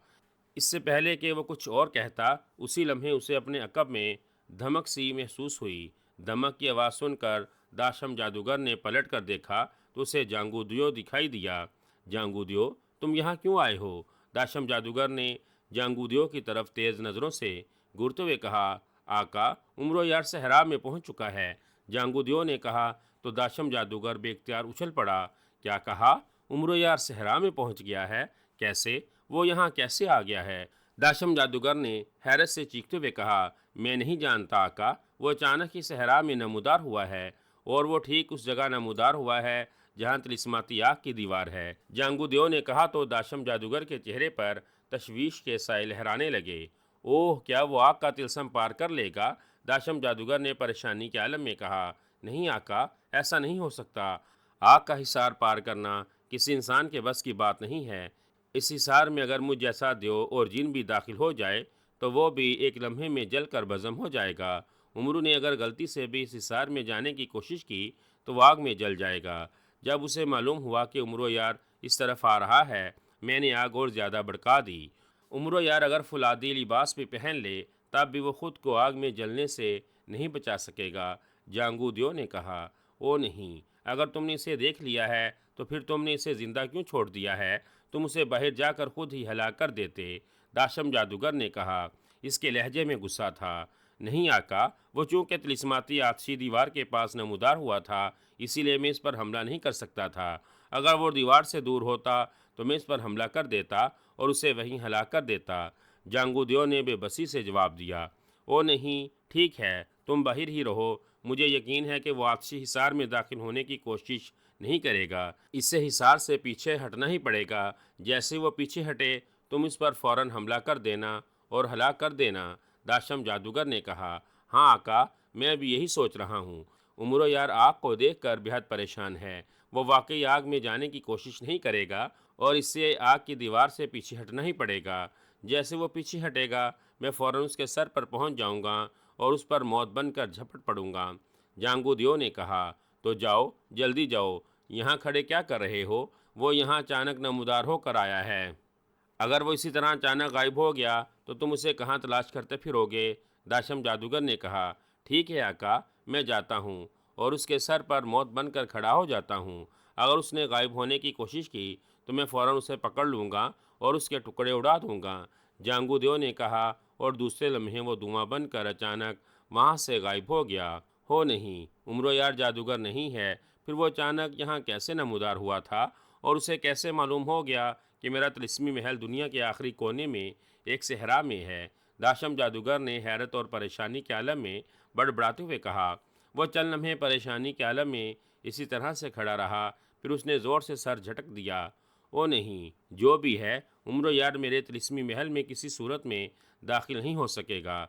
वो आतिशी हिसार में दाखिल हुआ तो फ़ौरन जल कर राख बन जाएगा, और अगर उसने यहाँ से वापस जाने की कोशिश की तो जांगू देव उसे यहाँ से वापस जाने का कोई मौका नहीं देगा। उम्रू की हलाकत यकीनी है, कतई यकीनी। दाशम जादूगर ने बड़बड़ाते हुए कहा, और फिर वो इत्मीनान का सांस लेते हुए एक बार फिर अपनी बेटी की तरफ मतवज्जो हो गया, जो बददस्तूर बेहोश पड़ी हुई थी। अब आप आंखें खोल सकते हैं आका। जैसे ही उमरू ने खुद को गिरने से संभाला, इसी लम्हे इसे मुहाफिज बोने की आवाज़ सुनाई दी तो उसने आंखें खोल दीं। आंखें खोलते उसने खुद को एक लकोदक सहरा में देखा। उसके सामने आग की एक दीवार थी, जिसके सुर्ख नीले और जर्द शोले आसमान तक जाते हुए दिखाई दे रहे थे, जबकि इसके पीछे और दाएं बाएं सहरा ही सहरा फैला हुआ था। आग की दीवार बिल्कुल तिलस्म हो शरबा की सरहदी आग जैसी थी, जिसे शहनशाह फरास्याब ने तिलस्म हो शरबा की हिफाजत के लिए कायम की हुई थी, ताकि कोई आग की दीवार से गुजर कर तिलस्म हो शरबा में दाखिल न हो सके। ये तो तिलस्म हो शरबा की सरहदी दीवार जैसी आग है, उमरू ने कहा। हाँ आका, लेकिन ये आग तिलस्म हो शरबा की सरहदी आग से कहीं ज़्यादा ख़तरनाक है। मुहाफिज बोनी ने जवाब दिया, जिसके सर पर मुअल्लिक था। क्या मैं उठकर इस दीवार को पार नहीं कर सकता? उमरू ने पूछा। नहीं आका, आपको इस आग की दीवार से ही गुजर कर दूसरी तरफ जाना पड़ेगा। जब तक आप इस दीवार को पार नहीं करेंगे, तिलिस्मी मरहला ख़त्म नहीं होगा। आप इस आग से बचने के लिए उड़कर दूसरी तरफ जाने की कोशिश करेंगे, तब ये आग भी इतनी ही बुलंद हो जाएगी जितनी बुलंदी तक आप जाएंगे। मुहाफिज बोनी ने कहा तो उमरू ने जबड़े बींच लिए। आग बुरी तरह से भड़क रही थी। आग का शोर इस कदर तेज था कि उमरू को हर तरफ से शाएं शाएं की आवाज़ें सुनाई दे रही थीं। क्या ये आग मुंह में चांदी की गोली रख कर पार कर सकता हूँ? उमरू ने पूछा। नहीं आका। पता नहीं आका, मैं इस सिलसिले में आपकी कोई मदद नहीं कर सकता, मुहाफिज बोने ने कहा, और उमरू चौंक कर उसकी तरफ देखने लगा। क्या मतलब? तुमने तो कहा था कि तुम मेरी मदद करोगे, और अब कह रहे हो कि तुम इस सिलसिले में मेरी कोई मदद नहीं कर सकते। उमरू ने हैरानी और गुस्से से कहा, मैं आपकी मदद ज़रूर करूँगा आका, लेकिन उस वक़्त जब आपको मेरी मदद की इंतहाई ज़रूरत होगी। मुहाफिज बोने ने कहा। तो क्या मुझे ज़रूरत नहीं है? उमरू ने हैरतज़दा लहजे में कहा। आप अपनी करामाती चीज़ों का इस्तेमाल करें आका, मुझे यकीन है कि आप आग की दीवार पार कर लेंगे। मुहाफिज बोने ने कहा तो उमरू से गसीली नज़रों से घूरने लगा। चंद लम्हे वो उसे घूरता रहा, फिर उसने जंबील से सफ़ेद रंग की चांदी की ठंडी गोली निकाली और मुंह में रख ली। वो आग की दीवार से चंद कदम दूर था। उसे आग की शदीद तपश का एहसास हो रहा था, और तेज़ आग की वजह से इसके जिस्म से पसीना निकल रहा था। लेकिन जैसे उसने चांदी की ठंडी गोली मुंह में रखी, उसे तपश का एहसास कम होता हुआ मालूम हुआ। जैसे तपश का एहसास कम हुआ, उमरू के चेहरे पर सुकून आ गया। उसने आंखें बंद की और बिस्मिल्लाह पढ़कर अपने कदम आग की तरफ बढ़ा दिए, और फिर वो भड़कती हुई आग में दाखिल हो गया।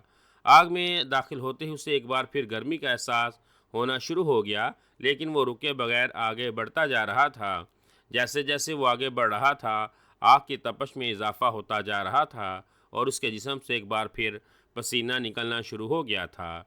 ये क्या हो रहा है? मैं जैसे जैसे आगे बढ़ रहा हूँ, आग की तपश बढ़ती जा रही है। उमरू ने परेशानी से बड़बड़ाते हुए कहा। वो रुक गया था। चांदी की एक और गोली निकाल कर अपने मुंह में रख लें आका, और इसी तरह आंखें बंद किए आगे बढ़ते रहें। इसे मुहाफिज बोने की आवाज़ सुनाई दी तो उमरू ने फ़ौरन जंबील से एक और चांदी की ठंडी गोली निकाली और मुंह में रख ली। जैसे उसने मुंह में गोली डाली, उसे एक बार फिर ठंडक का एहसास हुआ। चुनाचा उसने एक बार फिर आगे बढ़ना शुरू कर दिया।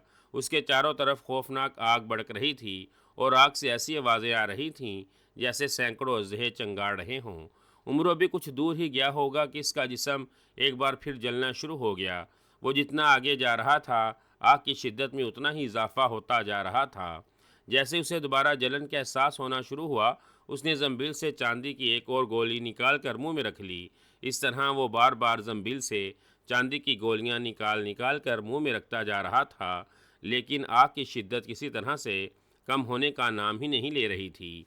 उसका मुंह चांदी की गोलियों से भर गया था और अब उसने जंबील से चांदी की आखिरी गोली भी निकाल कर मुँह में डाल ली और फिर वो थोड़ी ही दूर गया होगा कि इसे एक बार फिर तेज़ गर्मी का एहसास होना शुरू हो गया। उमरू वहीं रुक गया।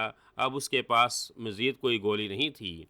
वो मुसलसल आंखें बंद किए आगे जा रहा था, इसीलिए वो ये भी नहीं देख सकता था कि वह भड़कती हुई आग में कहाँ मौजूद है और अभी से मज़ीद कितनी दूर जाना है। आप रुक क्यों गए हैं आका? बढ़ते रहिए, बस अब थोड़ा सा ही फासला बाकी रह गया है, फिर आप इस आग से निकल जाएंगे। उमरू को मुहाफिज बोने की आवाज़ सुनाई दी। उमरू ने उसे गर्मी के बारे में बताना चाहा, लेकिन उसके मुंह में चूंकि चांदी की गोलियां भरी हुई थीं, इसीलिए वो बोल नहीं सकता था। उसका सारा जिस्म पसीने से भीग गया था। रुकने के बावजूद आग की शिद्दत में कोई कमी नहीं हो रही थी।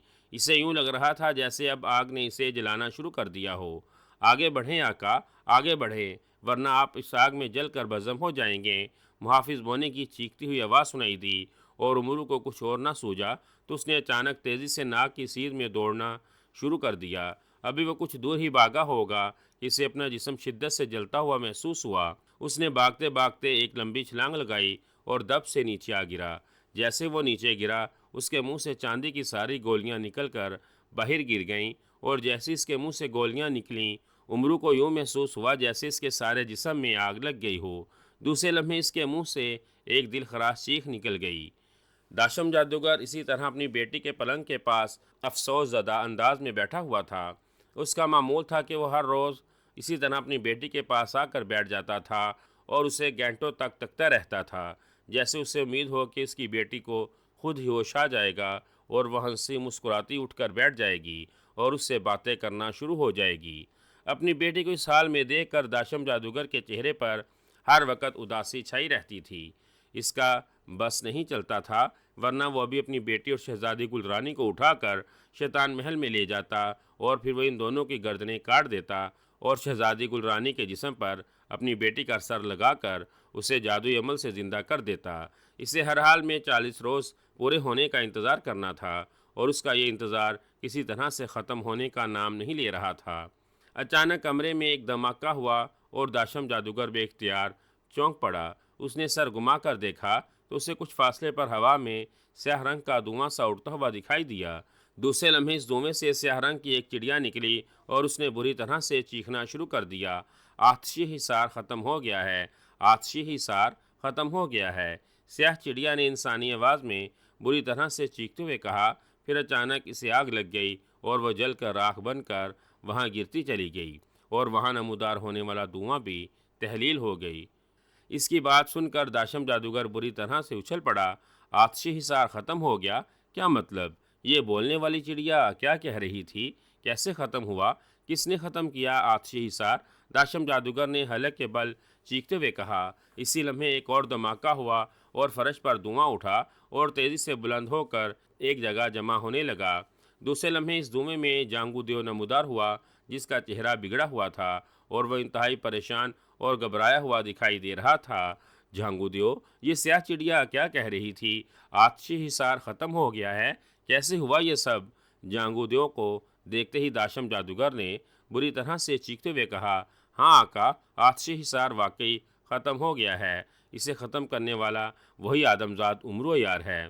झांगू दियो ने बुझे बुझे लहजे में कहा और दाशम जादूगर के चेहरे पर एक रंग सा आकर गुजर गया। उमरो यार? आतिशी हिसार उमरो यार ने ख़त्म किया है? कैसे? ये कैसे हो गया झांगू दियो? उमरो यार इस हिसार को कैसे ख़त्म कर सकता है? क्या वह मुझसे भी बड़ा और ताकतवर जादूगर है? दाशम जादूगर ने हैरत से चीखते हुए कहा, नहीं आका, वो जादूगर नहीं है, लेकिन उसके बावजूद उसने आतिशी हिसार पार कर लिया है और जैसे ही वो आग से निकलकर दूसरी तरफ आया, इसी लम्हे हिसार ख़त्म हो गया था। झांगू दियो ने इसी अंदाज में कहा, दूसरी तरफ? ओह ओह, ये कैसे हो गया? वो आग से निकलकर दूसरी तरफ कैसे आ गया था? वो आग में जलकर भस्म क्यों नहीं हुआ था? बोलो, जवाब दो मुझे। आग ने इसे जलाया क्यों नहीं?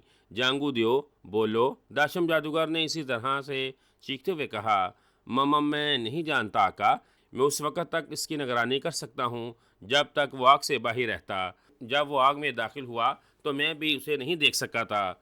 मैं यही समझता था कि वो आग में दाखिल होते ही जलकर राख हो गया होगा, लेकिन फिर थोड़ी देर बाद मैंने दूसरी तरफ निगाह डाली तो उमरो यार दूसरी तरफ गिरा हुआ था, जैसे वो छलांग लगाकर आग से बाहर निकल आया हो। आग ने उसे कोई नुकसान नहीं पहुंचाया था, न इसके बाल जले थे और ना ही उसका लिबास जला था।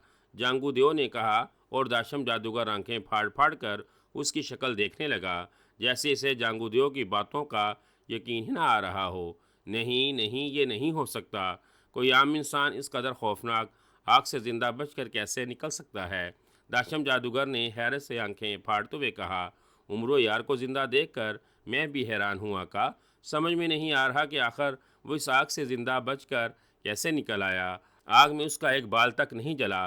जांगू ने भी हैरत भरे लहजे में कहा, ओ नहीं, वो ऐसे ही नहीं मौत जादूगरां कहलाता। वो पहले भी बेशुमार जादूगरों को हलाक कर चुका है, जो हमसे भी ज़्यादा तिलिस्माती हिफाजती इंतजामात में रहते थे। उमर यार के बारे में मुझे मालूम है, इसके पास बेशुमार करामाती चीज़ें हैं जिनकी मदद से वो हर तरह के तिलिस्मात को शिकस्त दे सकता है। इस बार भी इसने किसी करामाती चीज़ का सहारा लिया है, जिसकी वजह से वो आग के हिसार से ज़िंदा निकल आया। दाशम जादूगर ने गुस्से और परेशानी से कहा, ओह, इसके पास ऐसी कौन सी करामाती चीज़ हो सकती है आका, जिसने इसे इस कदर खौफनाक आग से बचा लिया? जांगू ने कहा, मैं नहीं जानता। अगर मुझे मालूम होता तो मैं इसकी करामाती चीज़ों का भी कोई ना कोई तोड़ ज़रूर करता। दाशम जादूगर ने कहा, क्या हम किसी तरह उम्र यार से इसकी करामाती चीज़ें हासिल नहीं कर सकते? जांगू ने पूछा। नहीं, उम्र यार अपनी करामाती चीज़ें ज़ाहिरी हालत में नहीं रखता। वो इन चीज़ों को न जाने कहाँ छुपा कर रखता है, जिसके बारे में कोई जादूगर या कोई शैतानी ताकत पता नहीं चला सकती। दाशम जादूगर ने जवाब दिया, ओह, तब फिर हम इसे कैसे रोकेंगे आका? जिस तरह से वो आपसी हिसार से निकल आया, इस तरह अगर वह मगरमच्छों के हिसार से भी निकल आया तो? जांगू ने इसी तरह से परेशानी के आलम में कहा, नहीं, वो मगरमच्छों के हिसार से नहीं बच सकेगा। इस हिसार में जादुई नहीं बल्कि असली मगरमच्छ मौजूद हैं। ऐसे मगरमच्छ जो गोश्तखोर हैं और कई रोज़ से भूखे हैं। जैसे ही उमरो यार इस हिसार में दाखिल होगा, मगरमच्छ फ़ौरन उस पर झपट पड़ेंगे और उसके टुकड़े टुकड़े उड़ा देंगे। दाशम जादूगर ने एतमाद भरे लहजे में कहा, ओह, फिर ठीक है, वरना मैं परेशान हो रहा था। जिस तरह उम्र यार किसी करामाती चीज़ की वजह से आग के हिसार से निकल आया, कहीं वो मगरमच्छों वाला हिसार भी पार न कर ले। जांगू ने इत्मीनान का सांस लेते हुए कहा, अगर वो किसी तरह से मगरमच्छों वाला हिसार भी पार कर लेता है तो तीसरा हिसार इसकी मौत का सबब ज़रूर बनेगा। जांगू वहाँ कदम कदम पर गड़े हैं जिनमें नेज़ों जैसे लंबे लंबे कांटे उगे हुए हैं और वो कांटे इंतहाई जहरीले हैं। उमर यार जैसे ही किसी गड्ढे में गिरेगा, कांटे इसके जिस्म में नेज़ों की तरह से घुस जाएंगे और कांटों में मौजूद जहर एक लम्हे में इसके जिस्म में उतर जाएगा, जिससे वो फ़ौरन हलाक हो जाएगा। इन कांटों का जहर ऐसा है जिसका दुनिया में कोई तर्याक मौजूद नहीं, ना जादुई दुनिया में और ना ही रोशनी की दुनिया में। दाशम जादूगर ने कहा, नहीं आका, मुझे नहीं लगता उम्र यार तीसरे हिसार में पहुंच सकेगा। भूखे और खौफनाक मगरमच्छ वाकई इसकी बोटियाँ उड़ा देंगे। जांगू ने कहा, हाँ, ऐसा ही होगा। दाशम जादूगर ने कहा तो जांगू ने इस बात में सर हिला दिया। आका, आका, आपने आतशी हिसार पार कर लिया है। उठिए, अब आप आग में नहीं जलेंगे। मुहाफिज बोने की चीखती हुई आवाज़ सुनाई दी तो चीखे मारता हुआ उमरो यार आंखें खोलकर सर उठाकर इधर उधर देखने लगा। इसने सर घुमाकर देखा, लेकिन वहाँ कोई आग नहीं थी। पीछे दूर तक सहरा ही सहरा दिखाई दे रहा था। मैं बच गया, मैं बच गया, मैंने आतशी हिसार पार कर लिया। हुर्रा हुर्रा, मैंने आतशी हिसार पार कर लिया, उमरू ने मसरत भरे अंदाज में चीखते हुए कहा और फ़ौरन उठकर खड़ा हो गया। खड़े होते हुए उसने खुशी के आलम में दीवाना वार रक्स करना शुरू कर दिया था। ये सब आपकी अक्लमंदी से हुआ है आका।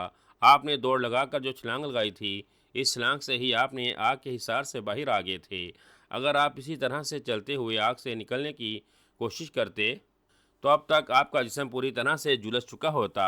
मुहाफिज बोने ने इसके सामने नमूदार होकर मुसर्रत भरे लहजे में कहा और उमरो यार यूं सर हिलाने लगा जैसे इसे वाकई अपनी अक्लमंदी पर खुशी हो रही हो। हालांकि उसने आग में जलन का एहसास होते ही गैर इरादी तौर पर दौड़ और छलांग लगाई थी। वो ये नहीं जानता था यही छलांग इसे आग के हिसार से निकाल कर बाहर ले आएगी। उमरू के सामने भी सहरा था, जहाँ तक निगाह जाती थी वहाँ रेत का समंदर दिखाई दे रहा था। ये क्या, तुमने तो कहा था कि मैं पहले हिसार से निकलते ही दूसरे हिसार में पहुँच जाऊँगा, जहाँ पानी होगा और पानी में मुझे साथ मगरमच्छों को हलाक करना होगा। उमरो यार ने हैरत भरे लहजे में कहा, आप दूसरे हिसार के नज़दीक ही हैं आका। चंद कदम आगे बढ़ाएं तो आपको ऐसा महसूस होगा जैसे आपने किसी समंदर में छलांग लगा दी हो। ये तिलस्म जांगुदियों का बनाया हुआ है और इंसानी निगाहों से छुपा रखा है, ताकि आतिशी हिसार पार करने वाला जैसे इस तरफ आए वो अचानक पानी में जा गिरे और पानी में गिरते ही खूनख्वार मगरमच्छ उस पर झपट कर उसकी बोटियां उड़ा दें। मुहाफिज बोने ने कहा, ओह ओह, तब मैं इन मगरमच्छों से कैसे बचूंगा? ऐसा ना हो कि मैं पानी में जाऊं और मगरमच्छ अचानक मुझ पर झपट पड़े और मैं उनसे बचने की कोई राह ही न तलाश कर सकूं। उमरू ने घबराए हुए लहजे में कहा, होगा तो ऐसा ही आका। आपके पानी में जाने की देर के बेशुमार मगरमच्छ आप पर मौत बनकर झपट पड़ेंगे और एक लम्हे में आपकी बोटियां उड़ा कर रख देंगे। मुहाफिज बोने ने कहा, ओह ओह, तब मैं इन मगरमच्छों से कैसे बचूंगा? होगा तो ऐसा ही आका। आपके पानी में जाने की देर के बेशुमार मगरमच्छ आप पर मौत बनकर झपट पड़ेंगे और एक लम्हे में आपकी बोटियां उड़ा कर खा जाएंगे, क्योंकि वो जादुई नहीं, असली मगरमच्छ हैं, जिन्हें जांगुदियो दलदली इलाकों से पकड़कर यहाँ लाया है। मुहाफिज बोने ने कहा तो उमरो यार के चेहरे पर एक बार फिर खौफ लहराने लगा। तो मैं क्या करूं? उमरू ने हकलाते हुए कहा, इन मगरमच्छों से बचने के लिए आपको पहले ही कोई इंतजामात करना पड़ेगा आका, ताकि पानी में जाते ही वो फ़ौरन आप पर न झपट सकें। मुहाफिज बोनी ने कहा, क्या इंतज़ाम? उमरू ने पूछा। या मुझसे बेहतर जानते हैं, मुहाफिज बोनी ने कहा और उमरू से घूर कर रह गया। अगर सब कुछ मुझे खुद ही करना है तो फिर मुझे तुम्हें जंबील से बाहर रखने का क्या फ़ायदा? उमरू ने मुंह बनाते हुए कहा, अगर आपको मेरे बाहर रहने पर इतराज़ है तो मैं वापस जंबील में चला जाता हूँ। मुहाफिज बोनी ने जवाब दिया और उमरू एक बार फिर तेज़ नज़रों से उसे घूर कर रह गया। ठीक है, मैं ही इसका कोई हल सोचता हूँ, उमरू ने मुंह बनाकर कहा और वो सोचने लगा कि इस बार वो कौन सी करामाती चीज़ इस्तेमाल करे कि पानी में जाते ही अगर मगरमच्छ इस पर अचानक भी हमला कर दें तो वो उनसे बच सके। वो काफ़ी देर सोचता रहा, फिर अचानक उसके जहन में एक कूंदा सा लपका, उल्टा हीरा। ओह ओह, उल्टा हीरा ही मुझे इस मुसीबत से बचा सकता है। इस हीरे की मौजूदगी में अगर मुझ पर अचानक मगरमच्छों ने हमला किया तो वो उछल उछल कर खुद ही दूर जा गिरेंगे और उन्हें मेरे टुकड़े उड़ाने का कोई मौका नहीं मिलेगा। उमरू ने बड़बड़ाते हुए कहा और उसने जंबील से एक सुनहरी रंग का हीरा निकाल लिया। वो सुनहरी हीरे को उल्टा हीरा कहता था, क्योंकि जब भी इस हीरे को अपनी पगड़ी में रखता था तो इस पर जो भी हमला करता वो इस हीरे की हालत से उलट कर दूर जा गिरता। इस हीरे की वजह से उमरू अकब से और अचानक होने वाले हमलों से भी बच जाता था। ये उल्टा हीरा इसे पाकिस्तान की एक परी ने तोहफे में दिया था, जिसकी उमरू ने एक जालिम जिन से जान बचाई थी। यह हीरा उमरू को चूँकि हाल ही में मिला था, इसीलिए इसने अभी तक इस हीरे का इस्तेमाल नहीं किया था। इसीलिए हीरा निकालने के बावजूद उसके चेहरे पर तशवीश लहरा रही थी। अगर ऐन वक़्त पर इस हीरे ने इसका साथ ना दिया तो वह खूनख्वार मगरमच्छों से कैसे बचेगा? आप क्या सोच रहे हैं आका?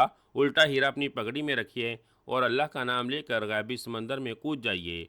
मुहाफिज बोने ने कहा। ऐन वक़्त पर यह हीरा काम ना आया तो? उमरू ने खौफ भरे लहजे में कहा। तो फिर आपकी किस्मत, मुहाफिज बोने ने मुस्कुरा कर कहा। ओ नहीं, यहाँ मेरी जान पर बनी हुई है और तुम्हें मजाक सूझ रहा है। उमरू ने उसे गुस्से से घूरते हुए कहा, नहीं आका, मैंने आपसे मजाक तो नहीं किया। यह हीरा आपने पहले कभी इस्तेमाल नहीं किया, इसीलिए आपके साथ क्या होगा ये शायद मैं भी ना बता सकूं। मुहाफिज बोने ने संजीदगी से कहा तो उमरू एक तवील सांस लेकर रह गया। जो होगा देखा जाएगा, उमरू ने मुंह बनाकर कहा और फिर उसने अपने सर से पगड़ी उतार ली। पगड़ी उतारते उसका गंजा सर अंडे के छिलके की तरह चमकने लगा।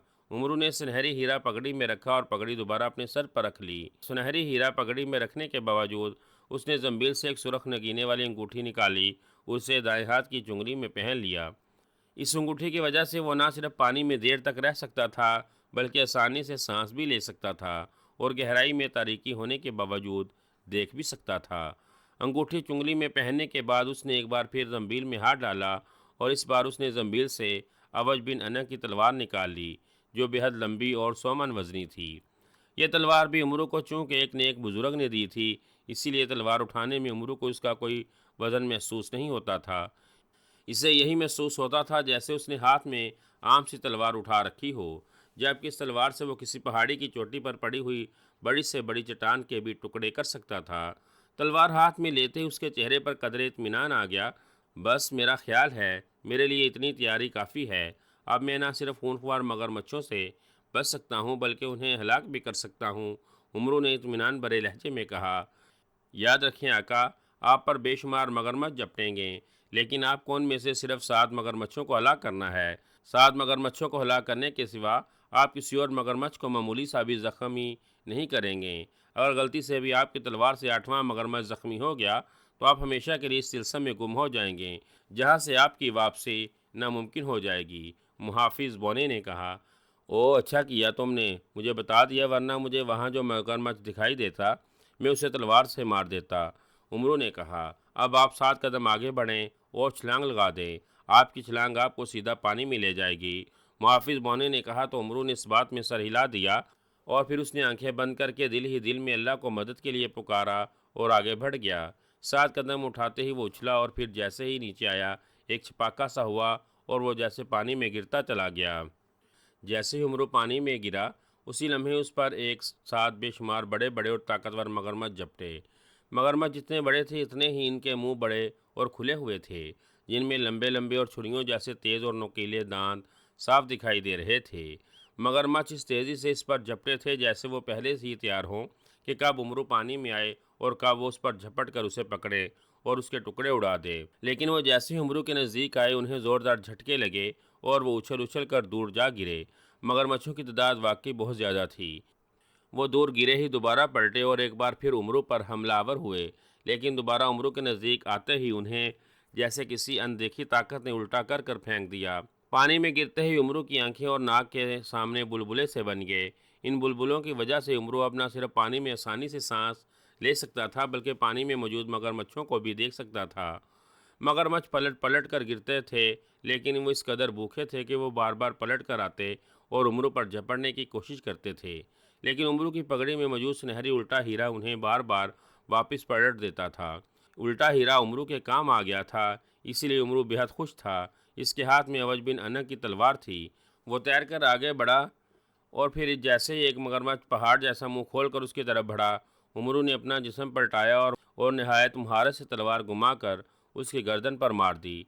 तलवार लगते ही मगरमच्छ का सर उसकी गर्दन से अलग हो गया और मगरमच्छ की गर्दन से खून फुवारे की तरह उछल उछल कर पानी में फैलना शुरू हो गया। खून देखकर उमरू तेज़ी से मुड़ा और दूसरे मगरमच्छ की तरफ बढ़ा। इस बार उसने दूसरे मगरमच्छ की कमर पर तलवार मारी थी। लंबी और बारी तलवार ने बड़े और इंतहाई ताकतवर इस मगरमच्छ के 2 टुकड़े कर कर रख दिए थे। दूसरे मगरमच्छ को हलाक करते ही उमरू तेज़ी से तैरता हुआ दूसरी तरफ चला गया। मगरमच्छ अब भी इस पर झपट रहे थे, लेकिन अब उमरू को इनकी कोई परवाह नहीं थी, क्योंकि जैसे ही कोई मगरमच्छ इनके नज़दीक आता उल्टे हीरे की वजह से पलट कर दूर जा गिरता था। आगे तैरते हुए उमरू ने एक बार फिर मुड़ा और उसने पीछे से आने वाले एक मगरमच्छ को तलवार मार दी और उसके भी टुकड़े कर दिए। पानी इन मगरमच्छों के खून से सुरख होता जा रहा था। खून की वजह से चूंकि उमरू दूसरे मगरमच्छों को नहीं देख सकता था, इसीलिए वो तैरता हुआ आगे बढ़ता जाता ताकि मगरमच्छ सुरख पानी से निकलकर साफ हिस्से में आए तो वो उन्हें हलाक कर सके। इस तरह उमरू ने एक एक करके 7 मगरमच्छ हलाक कर दिए। जैसे उसने 7वां मगरमच्छ हलाक किया उसी लम्हे पानी में जैसे बुंजाल सा आ गया। पानी में इस कदर तेज़ और खौफनाक तूफान पैदा हुआ कि खुद को संभालने के बावजूद उमरू तूफ़ानी लहरों में फंस कर उलटता पलटता चला गया। पानी में अचानक पैदा होने वाली तूफ़ानी लहरों के बारे में मुहाफिज बोने ने इसे कुछ नहीं बताया था, इसीलिए उमरू खुद को किसी भी तरह नहीं संभाल पा रहा था। वो तेज़ लहरों के साथ बुरी तरह से उलटता पलटता जा रहा था। फिर वो जैसे पानी की गहराई में मौजूद किसी भंवर में फंस गया। भंवर तेज़ी से घूम रहा था। भंवर में घूमते हुए उसका दिमाग भी किसी लट्टू की तरह घूमना शुरू हो गया था। इससे पहले कि वो खुद को संभालता वह भंवर में धंसता चला गया। पानी में होने की वजह से इसके मुंह से चीख भी ना निकल सकी थी। भंवर में तेज़ रफ्तारी से घूमने की वजह से इसके दिमाग में अंधेरा छाता जा रहा था। इसने सर झटक झटक कर दिमाग में छाने वाला अंधेरा दूर करना चाहा, लेकिन ला हासिल। फिर इसका जहन अंधेरे की गहरी खाइयों में गर्क हो गया। जब उमरू को होश आया तो उसने एक बार फिर खुद को इसी सहरा में पाया जहाँ से उसने गायबी समंदर में छलांग लगाई थी। होश में आते ही वो उठकर बैठ गया और इंतहाई हैरत भरी नज़रों से इधर उधर देखने लगा, जैसे उसे यकीन ही ना आ रहा हो कि समंदरी लहरों में फंसे और बवर में डूबने के बावजूद वो जिंदा बच गया हो। ये मैं यहाँ कैसे आ गया? मैं तो उमरू ने हकलाते हुए कहा। इसी लम्हे जमाका हुआ और उसके सामने जंबील का मुहाफिज बोना आ गया। आपको यहाँ मैं लाया हूँ आका, मुहाफिज बोने ने मुस्कुराते हुए कहा और उमरू चौंक कर उसकी शक्ल देखने लगा। तदत तुम, लेकिन कैसे? मैं किसी बवर में फंस गया था, उमरू ने इसी अंदाज में कहा। हाँ आका, आप पानी के बवर में फंस गए थे, लेकिन वह बवर जानलेवा नहीं था। इस बवर से ही आप पानी की हिसार से बाहर आ सकते थे। इससे पहले कि आप भंवर की ज़्यादा गहराई में चले जाते, मैं वहाँ से आपको निकाल कर ले आया था, मुहाफिज बोने ने जवाब देते हुए कहा। ओह, इसका मतलब है कि मैंने दूसरा तिलिस्माती हिसार भी ख़त्म कर दिया है, उमरू ने कहा। हाँ आका, आपने दाशम जादूगर और जांगुदियों का दूसरा तिलिस्मी हिसार भी ख़त्म कर दिया है, मुहाफिज बोने ने मुस्कुराते हुए कहा। तो उमरू के चेहरे पर सुकून आ गया। इसने दिल ही दिल में अल्लाह का शुक्र अदा करना शुरू कर दिया। यह वाकई अल्लाह का इस पर खसूसी करम ही था कि इसने ना सिर्फ एक बड़ा और ख़तरनाक तिलस्म ख़त्म कर दिया था, बल्कि इस तिलस्म से बाखैरौफियत निकल भी आया था। अब तीसरा तिलिस्मी हिसार कहाँ है? उमरू ने उठकर खड़े होते हुए पूछा।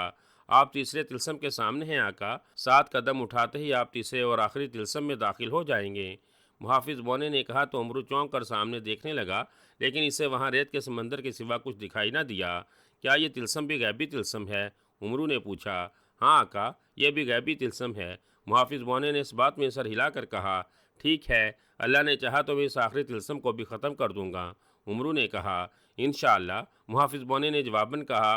उमरू चंद लम्हे सोचता रहा, फिर उसने अपने पैरों से चप्पलें उतार कर जंबील में रखी और जंबील से सुनहरी चप्पलें निकाल कर अपने पैरों में डाल लीं, और फिर वो एक बार फिर इत्मीनान भरे अंदाज में आगे बढ़ गया।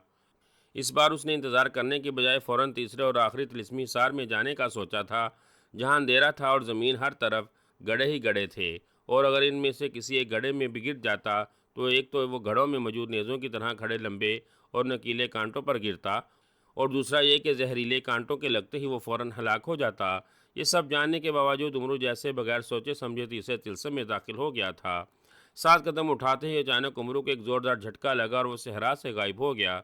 सहरा से गायब होते ही वो तीसरे और आखिरी हिसार में दाखिल हो गया, जहाँ हर तरफ तारीकी छाई हुई थी। तारीकी में आते ही उमरू की आंखों के सामने यकलक अंधेरा सा आ गया था। उमरू ने अगला कदम बढ़ाया ही था कि अचानक उसके पैरों के नीचे से जैसे ज़मीन निकल गई। दूसरे लम्हे उमरू बिजली किसी तेज़ी से जैसे किसी अंधे कुएं में गिरता चला गया। न न न नहीं नहीं, ये नहीं हो सकता, ये नहीं हो सकता। उमरो यार दूसरे हिसार से बचकर नहीं निकल सकता, वो बच नहीं सकता, दाशम जादूगर ने बुरी तरह से चीखते हुए कहा। वो अपनी बेटी के कमरे में जांगू देव से उमरो यार के बारे में बातें कर ही रहा था कि उसी लम्हे वहाँ धमाका हुआ और वहाँ दूसरी स्याह चिड़िया नमूदार हुई, और इस चिड़िया ने भी पहली चिड़िया की तरह इंसानी आवाज़ में चीखते हुए बताया कि दूसरा हिसार भी ख़त्म हो गया है और ये तिलस्म भी उमरो यार ने ख़त्म किया है। दूसरे हिसार के ख़त्म होने का सुनकर ना सिर्फ दाशम जादूगर बल्कि जांगूदियो भी साकत रह गया था। स्याह चिड़िया तिलस्म के ख़त्म होने का बताकर जलकर राख हो गई थी, लेकिन दाशम जादूगर और जांगूदियो जैसे वहीं बुत बन कर रह गए थे। फिर जैसे ही दाशम जादूगर को होश आया, वो बुरी तरह से चीखने लगा। मैं अभी देख कर आता हूँ आका, जांगुदियो ने बखलाए हुए लहजे में कहा और तेज़ी से दरवाजे की तरफ पलटा और फिर धुआं बनकर वहाँ से गायब हो गया। उम्र यार ने दूसरा हिसार भी ख़त्म कर दिया है, अब मैं क्या करूँ, इसे कैसे रोकूँ? अगर इसने तीसरा तिलस्म भी ख़त्म कर दिया तो इस महल में दाखिल होने से कोई नहीं रोक सकेगा, और अगर वो यहाँ आ गया तो मुझे और मेरी बेटी को भी हलाक कर देगा। मैं क्या करूँ? मैं अपनी बेटी को यहाँ से कहीं और ले जा भी नहीं सकता। मेरी बेटी यहाँ है तो मुझे भी यहाँ इसके साथ ही रहना पड़ेगा। ओह ओह, मैं तो मुसीबत में आ गया हूँ, अब मैं क्या करूँ? दाशम जादूगर ने इंतहाई परेशानी के आलम में कहा। वह भी बड़बड़ा ही रहा था कि अचानक धमाका हुआ और जांगू देव एक बार फिर नमूदार हो गया। उसका रंग बदला हुआ था और उसके चेहरे पर इंतहाई परेशानी के तासुरात दिखाई दे रहे थे। स्याह चिड़िया सच कह रही थी आका, उम्र यार ने मगरमच्छों वाला तिलस्म भी ख़त्म कर दिया और अब वो तीसरे और आखिरी तिलस्म में दाखिल हो गया है। जांगुदियो ने घबराए हुए लहजे में कहा और दाशम जादूगर ने बेख्तियार होंठ भींच लिए। उम्र यार हमारी तवक्को से ज़्यादा ख़तरनाक और चालाक इंसान है, हमारे ताकतवर तिलस्म भी उसका रास्ता नहीं रोक सके। जिस तरह से उसने 2 ताकतवर हिसार ख़त्म किए हैं, इस तरह वो हमारा तीसरा और आखिरी तिलस्म भी ख़त्म कर सकता है। और अगर उसने तीसरा तिलस्म ख़त्म कर दिया तो वह आसानी से महल में दाखिल हो जाएगा। उसे रोको जांगूदियो, उसे महल में दाखिल होने से रोको। अगर वो महल में दाखिल हो गया तो वो मुझे और मेरी बेटी को हलाक कर देगा। कुछ करो और जैसे भी हो उसे रोको। दाशम जादूगर ने हलक के बल चीखते हुए कहा, तीसरा हिसार अंधा है आका, उम्रो यार इस हिसार से नहीं बच सकेगा। इसके किसी एक गड्ढे में गिरने की देर है, फिर वो वहीं हलाक हो जाएगा। जांगुदियो ने कहा, लेकिन इसके लहजे में भी खोखलापन था, जैसे वो भी घबरा रहा हो कि उम्रो यार वाकई तीसरा हिसार भी ख़त्म न कर दे।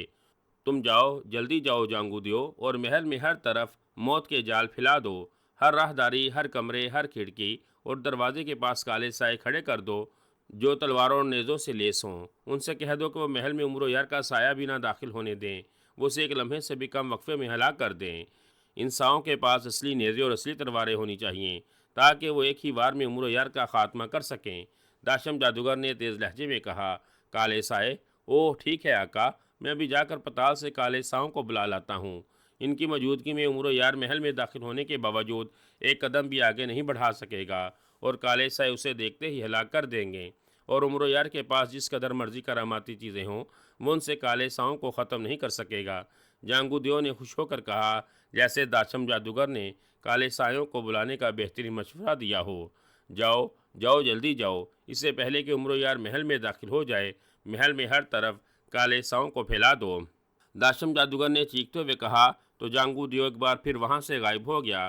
थोड़ी देर बाद वो वापस आया तो उसके चेहरे पर बेहद इत्मीनान था। क्या हुआ, तुम इतनी जल्दी वापस क्यों आ गए हो? दाशम जादूगर ने उसे वापस आता देखकर हैरत भरे लहजे में कहा, मैं पताल से काले सायों को बुला लाया हूँ आका। अब महल में हर तरफ काले साए ही काले साए होंगे। इनके पास नेज़े और तलवारें हैं। जैसे ही उमरू महल में आएगा वो उसी वक़्त उमरू पर टूट पड़ेंगे और उमरू के टुकड़े उड़ा देंगे। जांगुदियो ने कहा और दाशम जादूगर के चेहरे पर सुकून आ गया। अब मुझे यकीन है कि उमरो यार महल में आ भी जाए तो वो मुझ तक नहीं पहुंच सकेगा। दाशम जादूगर ने कहा, हाँ आका, उमरो यार के यहाँ तक पहुँचने के मैंने तमाम रास्ते बंद कर दिए हैं। वो यहाँ तक कभी भी और किसी भी हाल में नहीं पहुँच सकता।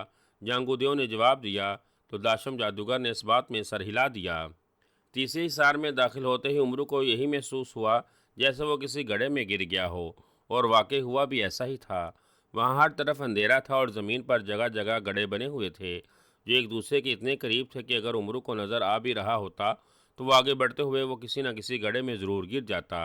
लेकिन उमरू ने चूँकि तीसरे हिसार में दाखिल होने से कबल सुनहरी चप्पलें पहन ली थीं, इसीलिए वह भला किसी गड्ढे में कैसे गिर सकता था।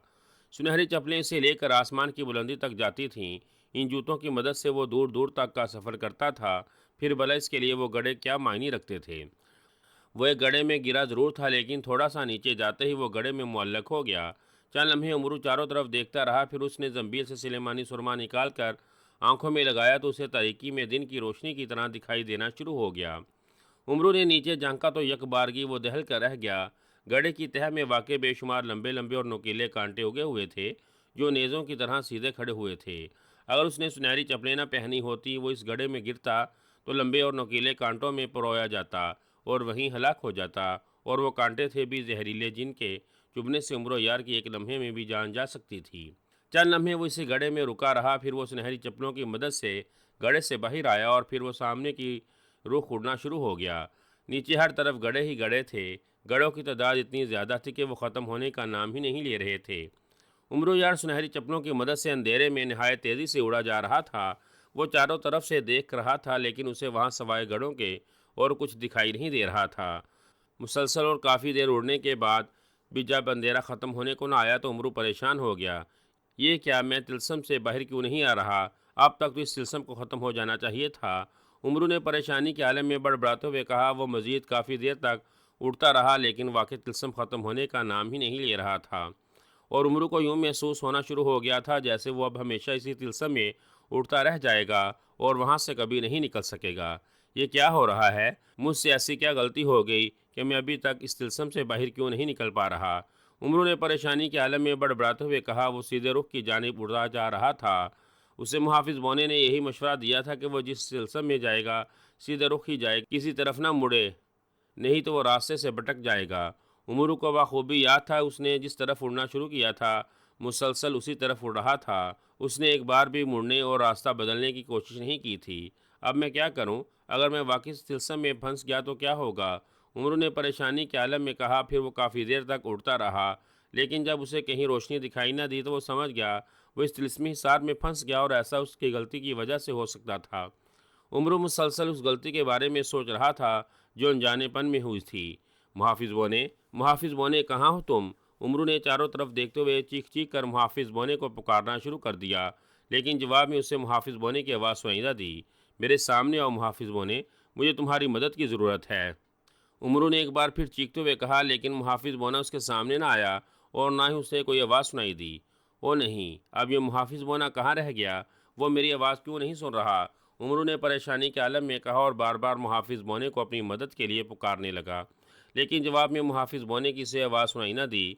अब तो उमरो यार के चेहरे पर शदीद परेशानी की लहराने लगी। उसकी समझ में नहीं आ रहा था कि वो क्या करे। मुझे इस सिलसिम से निकालो, कोई है यहाँ? उमरू ने परेशानी से चीखते हुए कहा। वो रुके बगैर मुसलसल उड़ा जा रहा था, लेकिन ना तो अंधेरा ख़त्म हो रहा था और ना ही मुहाफिज बोना वहाँ आ रहा था। फिर अचानक उमरू को सुनहरी तख्ती का ख्याल आया। उसने फ़ौरन जंबील में हाथ डाला और सुनहरी तख्ती निकाल ली। सुनहरी तख्ती, मुझे बताओ मुझसे क्या गलती हुई है? मैं इस तिलस्म में क्यों फंस गया हूँ और अब मैं इस तिलस्म से कैसे निकल सकता हूँ? उमरू ने सुनहरी तख्ती से मुखातिब होकर तेज़ लहजे में कहा। इसी लम्हे तख्ती चमकी और उस पर स्याह रंग की एक तहरीर उभरती चली गई। तहरीर देखकर उमरो यार की आंखों में इत्मीनान आ गया था, वरना उसे खदशा था कि जिस तरह मुहाफिज बोना उसके पुकारने पर वहाँ नहीं आ रहा, इस तरह शायद उसे सुनहरी तख्ती भी कोई जवाब न दे। लेकिन ऐसा नहीं हुआ था। तख्ती पर अल्फाज उभर आए थे। उमरो यार तहरीर पढ़ने लगा। लिखा था कि उमरो यार से सिर्फ ये गलती हुई है कि वो इस तिलस्म से निकलने के लिए आंखें खोलकर सफ़र कर रहा है। अगर वो पहले तिलस्म की तरह आंखें बंद कर इस तिलस्म में सफ़र करेगा तो वह इस हिसार से निकल जाएगा। ये पढ़कर उमरू ने एक तवील सांस लेकर रह गया। एक छोटी सी भूल थी जिसने वाकई इसके होश उड़ा दिए थे। अगर सुनहरी तख्ती से जवाब न देती तो उमरो यार को वाकई कभी पता न चलता कि वो क्या गलती कर रहा है। वो इसी तरह आंखें खोले इस तिलस्म में सफ़र करता रहता और न जाने कहाँ से कहाँ निकल जाता। लेकिन ये इसकी खुशकिस्मती ही थी कि तिलस्म में होने के बावजूद सुनहरी तख्ती ने उसे जवाब दे दिया था। ठीक है, अब मैं आंखें बंद करके ही सफ़र शुरू करूँगा, उमरू ने कहा और उसने सुनहरी तख्ती दोबारा जंबील में डाल ली। फिर उसने आंखें बंद की और तेज़ी से उड़ता चला गया। अभी वो थोड़ी दूर ही उड़ा होगा कि उसे मुहाफिज बोने की आवाज़ सुनाई दी। इस तिलस्म से बाहर आने में आपने काफ़ी देर लगा दी है आका। क्या हुआ था? मुहाफिज बोने की आवाज़ सुनकर उमरू ने देखा तो उसके सामने ना अंधेरा था और ना ही ज़मीन पर गड़े दिखाई दे रहे थे, बल्कि वो एक बार फिर सहरा में आ गया था। लेकिन इस बार उसके सामने एक बहुत बड़ा महल था, जिसका बड़ा सा दरवाज़ा खुला हुआ था। महल देखकर उमरू ने एक तवील सांस लेकर रह गया। इसकी आंखों में बेपनाह चमक थी। वो खुश था कि आखिरकार उसने दाशम जादूगर के और उसके गुलाम के बनाए हुए तीनों ख़तरनाक और इंतहाई ताकतवर हिसारों को ख़त्म कर दिया। आखिरी मरहले में उसने आंखें बंद न की थी, इसीलिए उसे इस तिलस्म से निकलने में देर हो गई थी। लेकिन बहरहाल वो तिलस्म से बाहर आ गया था, इसीलिए खुश था। मैं आपसे कुछ पूछ रहा हूँ आका, आप मेरी बात का जवाब क्यों नहीं दे रहे? मुहाफिज बोने ने कहा। क्या खाक जवाब दूँ मैं तुम्हें? उमरू ने इसकी तरफ गसीरी नज़रों से देखते हुए कहा। क्यों, क्या हुआ आका? आप इतने गुस्से में क्यों हैं? मुहाफिज बोने ने घबरा कर कहा। तुमने मुझे क्यों नहीं बताया था कि इस मरहले में मुझे आंखें बंद करके सफ़र करना है? उमरू ने इसी तरह से गसीले लहजे में कहा। ओ हाँ, मैं वाकई आपको बताना भूल गया था। लेकिन हुआ क्या था? मुहाफिज बोने ने परेशान होते हुए कहा। होना क्या था? मैं इस सिलसिले में गुम होकर रह गया था। पैरों में सुनहरी चप्पलें होने के बावजूद मैं इस सिलसिले से बाहर ही नहीं निकल पा रहा था। मैंने तुम्हें कितनी आवाज़ें दी, लेकिन तुमने मुझे कोई जवाब न दिया था। अगर तुम मुझे पहले ही बता देते कि इस मरहले में मुझे आंखें बंद रखनी है तो मुझे इतनी मुश्किल न होती और आखिरी तिलस्म में सुनहरी तख्ती मदद न करती, तो शायद मैं इस तिलस्म में हमेशा हमेशा के लिए गुम हो जाता। उमरू ने कहा। ओह इतनी बड़ी गलती, मुझसे वाकई बहुत बड़ी भूल हुई है आका। मुझे माफ़ कर दें। आप चूँकि तिलस्म में थे, इसलिए मैं आपकी आवाज़ नहीं सुन सका था और ना ही मुझे पता था कि आप कहाँ हैं और क्या कर रहे हैं।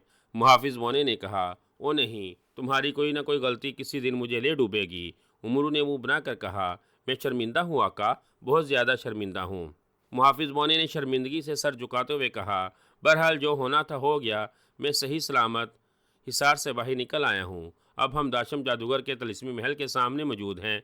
अब बताओ, अब मुझे क्या करना है? क्या मैं महल में दाखिल हो जाऊं? उमरो यार ने मुहाफिज बोने को शर्मिंदा होता देखकर अपने लहजे में नरमी पैदा करते हुए कहा, ठहरिए आका, मैं एक नज़र इस महल में झांक लूँ। मेरे आने के बाद आप महल में दाखिल हो जाना। मुहाफिज बोने ने कहा तो उमरू ने इस बात में सर हिला दिया और मुहाफिज बोना हवा में तैरता हुआ निहायत तेज़ी के साथ महल की तरफ चला गया।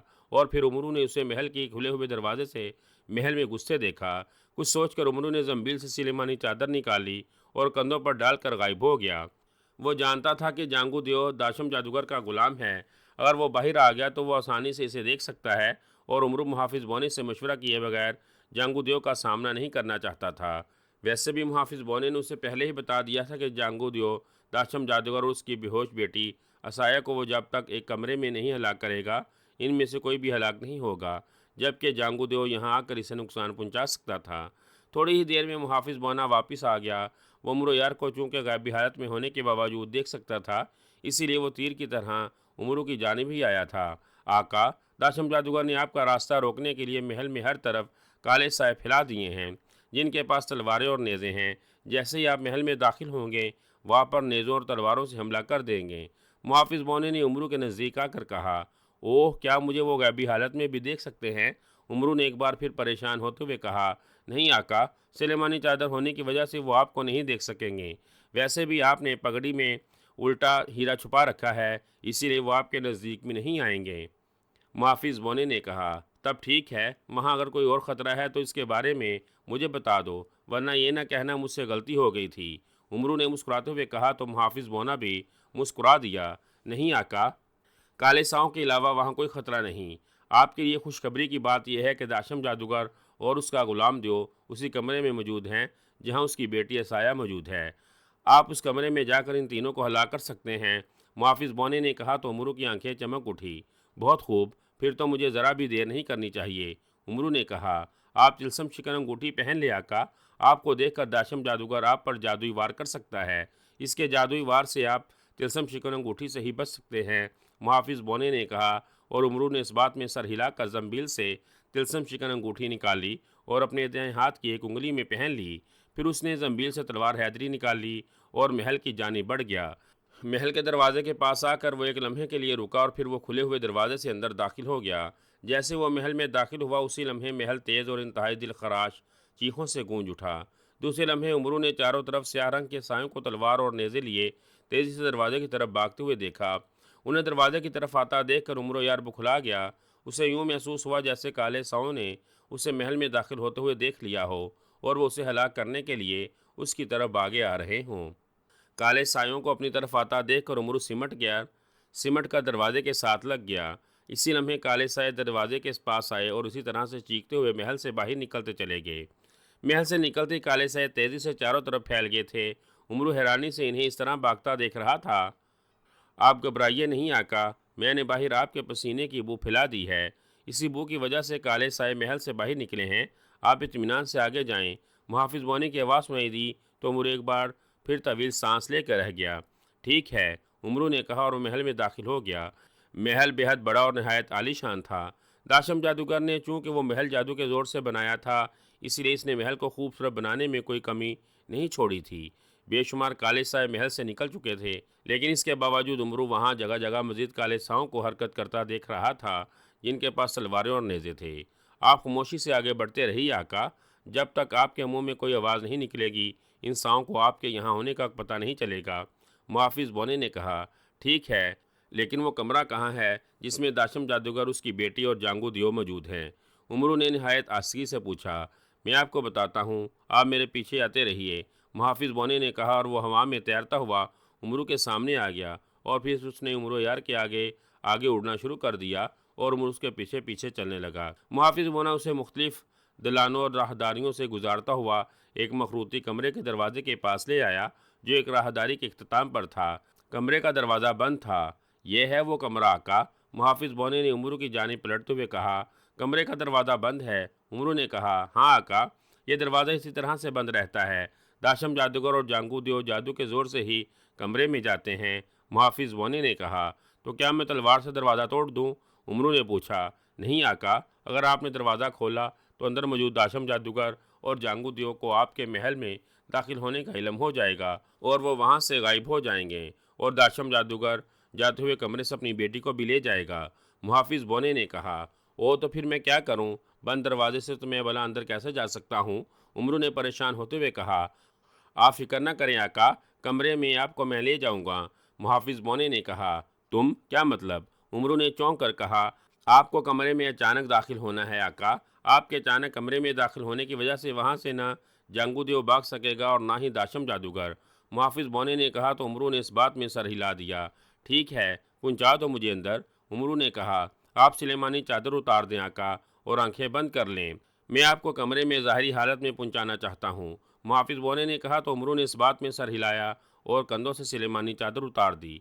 जिस राहदारी में वो खड़ा था वहाँ पे बेशुमार काले साए मौजूद थे। जैसे ही उमरू वहाँ जाहिर हुआ, उसे देखकर काले साए बुरी तरह से चौंक पड़े और फिर वो बुरी तरह से चीखें मारते हुए नेज़े और तलवारें लेकर उमरू की जानी बढ़े। लेकिन वो जैसे ही उमरू के नज़दीक आए, उन्हें ज़ोरदार झटका लगा और वो उड़ते हुए राहदारी में गिरे और दूर तक खिसकते चले गए। वो सब उमरू की पगड़ी में छुपे हुए सुनहरी रंग के उल्टे हीरे की वजह से उमरो यार से उछलकर दूर गिरे थे। इन्हें इस तरह दूर गिरता देखकर उमरू बेख्तियार मुस्कुरा दिया और उसने आंखें बंद कर लीं। एक लम्हे के लिए आपके पैरों के नीचे से ज़मीन गायब होगी, फिर जैसे ही आपके पैरों के नीचे ज़मीन आएगी, आप अपनी आंखें खोल लेना। आप कमरे में होंगे। मुहाफिज बोने की आवाज़ सुनाई दी और उमरू ने इस बात में सर हिला दिया। इसी लम्हे उसे एक हल्का सा झटका लगा, उसके पैरों के नीचे से ज़मीन निकली और वो लड़खड़ा गया। इससे पहले कि वो गिर जाता, इसके पैरों के नीचे ज़मीन दोबारा आ गई। जैसे ही उमरू ने अपने पैरों के नीचे ज़मीन महसूस की, उसने फ़ौरन आंखें खोल दीं। अब वो राहदारी की बजाय एक सजे हुए खूबसूरत कमरे में खड़ा था, जहाँ एक खूबसूरत पलंग बिछा हुआ था, जिस पर एक नौजवान लड़की औंधे मुंह पड़ी हुई थी और इस पलंग के पास एक स्याह लिबास वाला उधेड़ उम्र आदमी बैठा हुआ था। उमरू के दाईं तरफ एक लंबा तड़ंगा और ताकतवर देव खड़ा था। पलंग के पास बैठे हुए शख्स ने तो उमरू को वहां नमूदार होते नहीं देखा था, लेकिन चूंकि देव दरवाजे के पास था और उमरू बीच कमरे में नमूदार हुआ था, इसीलिए देव ने उसे वहां नमूदार होते हुए देख लिया था। आका, उमरो यार, देव ने हलक के बल चीख कर कहा और बिजली किसी तेजी से उमरू की जानिब लपका। उसने हाथ फैलाकर उमरू को पकड़ना चाहा, लेकिन इसी लम्हे उसने जोरदार झटका लगा और वो उछल कर उड़ता हुआ पीछे जा गिरा। इसके मुंह से बेख्तियार चीख निकल गई। देव ने चूंकि उमरू पर अचानक और तेजी से हमला करने की कोशिश की थी, इसीलिए वो उल्टे हीरे का शिकार हो गया था और उल्टे हीरे ने उसे उछाल कर दूर फेंक दिया था। देव की बात सुनकर उधेड़ उमर आदमी बुरी तरह से उछल पड़ा और फिर उसकी नज़रें जैसे ही उमरू पर पड़ी, वह बड़े बुखलाए हुए अंदाज में उठकर खड़ा हो गया। तुम उमरो यार, तुम यहाँ? दाशम जादूगर ने इसकी तरफ देखते हुए आंखें फाड़ कर कहा, हाँ दाशम जादूगर, तुमने मुझे महल में दाखिल होने से रोकने की बहुत कोशिश की, लेकिन देख लो, मैं हर रुकावट को तोड़ता हुआ तुम तक पहुंच गया हूँ। उमरू ने मुस्कुरा कर कहा, ओ तुम यहाँ कैसे आ गए? तुम्हें महल में मौजूद काले सायों ने रोका क्यों नहीं? जांगू दियो, तुम ज़मीन पर पड़े क्या कर रहे हो? उठो, फ़ौरन उठो। ये उमरो यार है, इसे पकड़ो और इसे हलाक कर दो। जल्दी करो। दाशम जादूगर ने पहले उमरो यार से और फिर चीखते हुए जांगुदियो से कहा, तो जांगुदियो फ़ौरन उठकर खड़ा हो गया। जांगुदियो ने मुंह खोलकर एक ज़ोरदार झंकार मारी और वो एक बार फिर तेज़ी से दौड़ता हुआ उमरू की जानिब बढ़ा, लेकिन उमरू के नज़दीक आते ही उसे एक बार फिर ज़ोरदार झटका लगा और वो यूं उछल कर उड़ता हुआ पीछे दरवाजे से जा टकराया, जैसे किसी अनदेखी ताकत ने उसे उठाकर पूरी कुव्वत से पीछे उछाल दिया हो। जांगुदियो को इस तरह खुद ब खुद उछलता पीछे गिरता देखकर दाशम जादूगर की आंखें हैरत से फैल गईं। इसने फ़ौरन दोनों हाथ उठाए और उमरू की जानिब कर ज़ोर से झटक दिए। इसी लम्हे इसकी आस्तीनों से छोटे छोटे तीर निकलकर उमरू की जानिब बढ़े, लेकिन इससे पहले के तीर उमरू से टकराते उमरू के नज़दीक आते ही तीर गायब होते चले गए।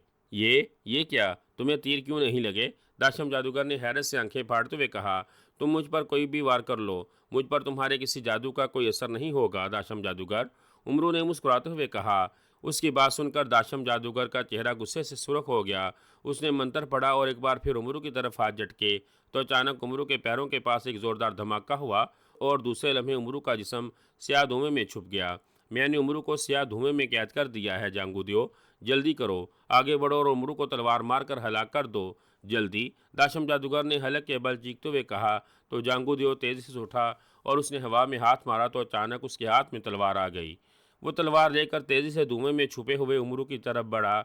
उमरू के नज़दीक आते ही उसने तलवार घुमाकर पूरी कुव्वत से उमरू को तलवार मारी, लेकिन तलवार उमरू को लगने की बजाय जांगुदियो के हाथ से निकलकर नीचे गिर गई। जांगुदियो ने बुखलाकर नीचे झुककर तलवार उठानी चाहिए तो अचानक धुएं से उमरू निकला और फिर उससे पहले कि दाशम जादूगर कुछ समझता, उमरू की तलवार हरकत में आई और झुके हुए जांगू की ऐन गर्दन पर पड़ी। कच की आवाज़ के साथ जांगू की गर्दन कट कर दूर जा गिरी। जैसे ही जांगू की गर्दन कटी, दाशम जादूगर के हलक के बल चीख उठा। गर्दन कटते ही जांगू की गर्दन से खून निकलने के बजाय स्याह धुआं सा निकला, जो लहरें लेता हुआ तेजी से दाशम जादूगर की तरफ बढ़ गया था। और फिर उमरू को वह धुआं लहरों की शक्ल में दाशम जादूगर की नाक में घुसता हुआ नजर आया। दाशम जादूगर की जान चूंकि जांगू के जिस्म में थी, इसलिए अब इसकी जान धुआं बनकर नाक के रास्ते वापस दाशम जादूगर के जिस्म में जा रही थी। जैसे ही सारा धुआं निकलकर दाशम जादूगर की नाक में दाखिल हुआ, दाशम जादूगर यूं लहराने लगा जैसे उसे नशा सा हो गया हो। जल्दी करें आका, आगे बढ़े और दाशम जादूगर को हलाक कर दें। अभी ये होश में नहीं है। अगर ये होश में आ गया तो अपनी बेटी को लेकर यहाँ से भाग जाएगा। अचानक उमरू ने मुहाफिज बोने की चीखती हुई आवाज़ सुनी, तो उमरू बिजली की सी तेज़ी से लहराते हुए दाशम जादूगर की जानी बढ़ा और उसने एक ही वार में दाशम जादूगर की गर्दन उड़ा दी। दाशम जादूगर की गर्दन से भी खून निकलने की बजाय धुआं ही निकला था। इसके जिस्म से निकलने वाला धुआं इस बार पलंग पर बेहोश पड़ी लड़की के नाक में दाखिल होता हुआ नजर आया था। जब सारा धुआं बेहोश साया के जिस्म में दाखिल हो गया, तो उमरू ने ना चाहते हुए भी आगे बढ़कर मुहाफिज बोने के कहने पर असाया की गर्दन उड़ा दी। वो बेहोश लड़की को हलाक नहीं करना चाहता था, लेकिन चूंकि असाया जादूगर की बेटी थी, वो शहजादी गुल रानी का जिस्म हासिल करके खून शाम बनने वाली थी, इसीलिए उसका हलाक होना बहुत ज़रूरी था। इन तीनों के हलाक होते ही मुहाफिज बोना उमरू को वहाँ से गायब करके मुल्क यूनान ले गया, जहाँ दाशम जादूगर के हलाक होते ही शहजादी गुल रानी पर से उसका जादू ख़त्म हो गया था और वो होश में आ गई थी। उमरू ने बादशाह सलामत को जब दाशम जादूगर के हलाक होने के बारे में बताया, तो बादशाह ने ना सिर्फ उमरू का बेहद शुक्रिया अदा किया, बल्कि उसे वादे के मुताबिक आधा शाही खजाना इनाम में दे दिया, जिसे पाकर उमरू बेहद खुश था। बादशाह सलामत से आधा शाही खजाना हासिल करते ही उमरू वहाँ से रुखसत हो गया था। महल से निकलते ही उसने सिलेमानी चादर ओढ़ ली थी और गायब हो गया था। और फिर वो सुनहरी चप्पलों की मदद से वहाँ से सरदार अमीर हमजा के लश्कर की जानिब उड़ता चला गया। वो जल्द से जल्द सरदार अमीर हमजा के पास जाकर उन्हें दाशम जादूगर के हलाक होने की खुशखबरी सुनाना चाहता था। सरदार अमीर हमजा को खुशखबरी सुनाने से ज़्यादा वो सरदार अमीर हमजा से अपना इनाम लेने के लिए बेचैन था, जो सरदार अमीर हमजा ने उसे कामयाब होकर वापस आने पर देने का वादा किया था। यूनान के बादशाह से ज़्यादा शाही खजाना हासिल करने के बावजूद उमरू का लालच कम न हुआ था और वो जल्द से जल्द सरदार अमीर हमजा से अपना इनाम वसूल करने के लिए बेचैन हो रहा था।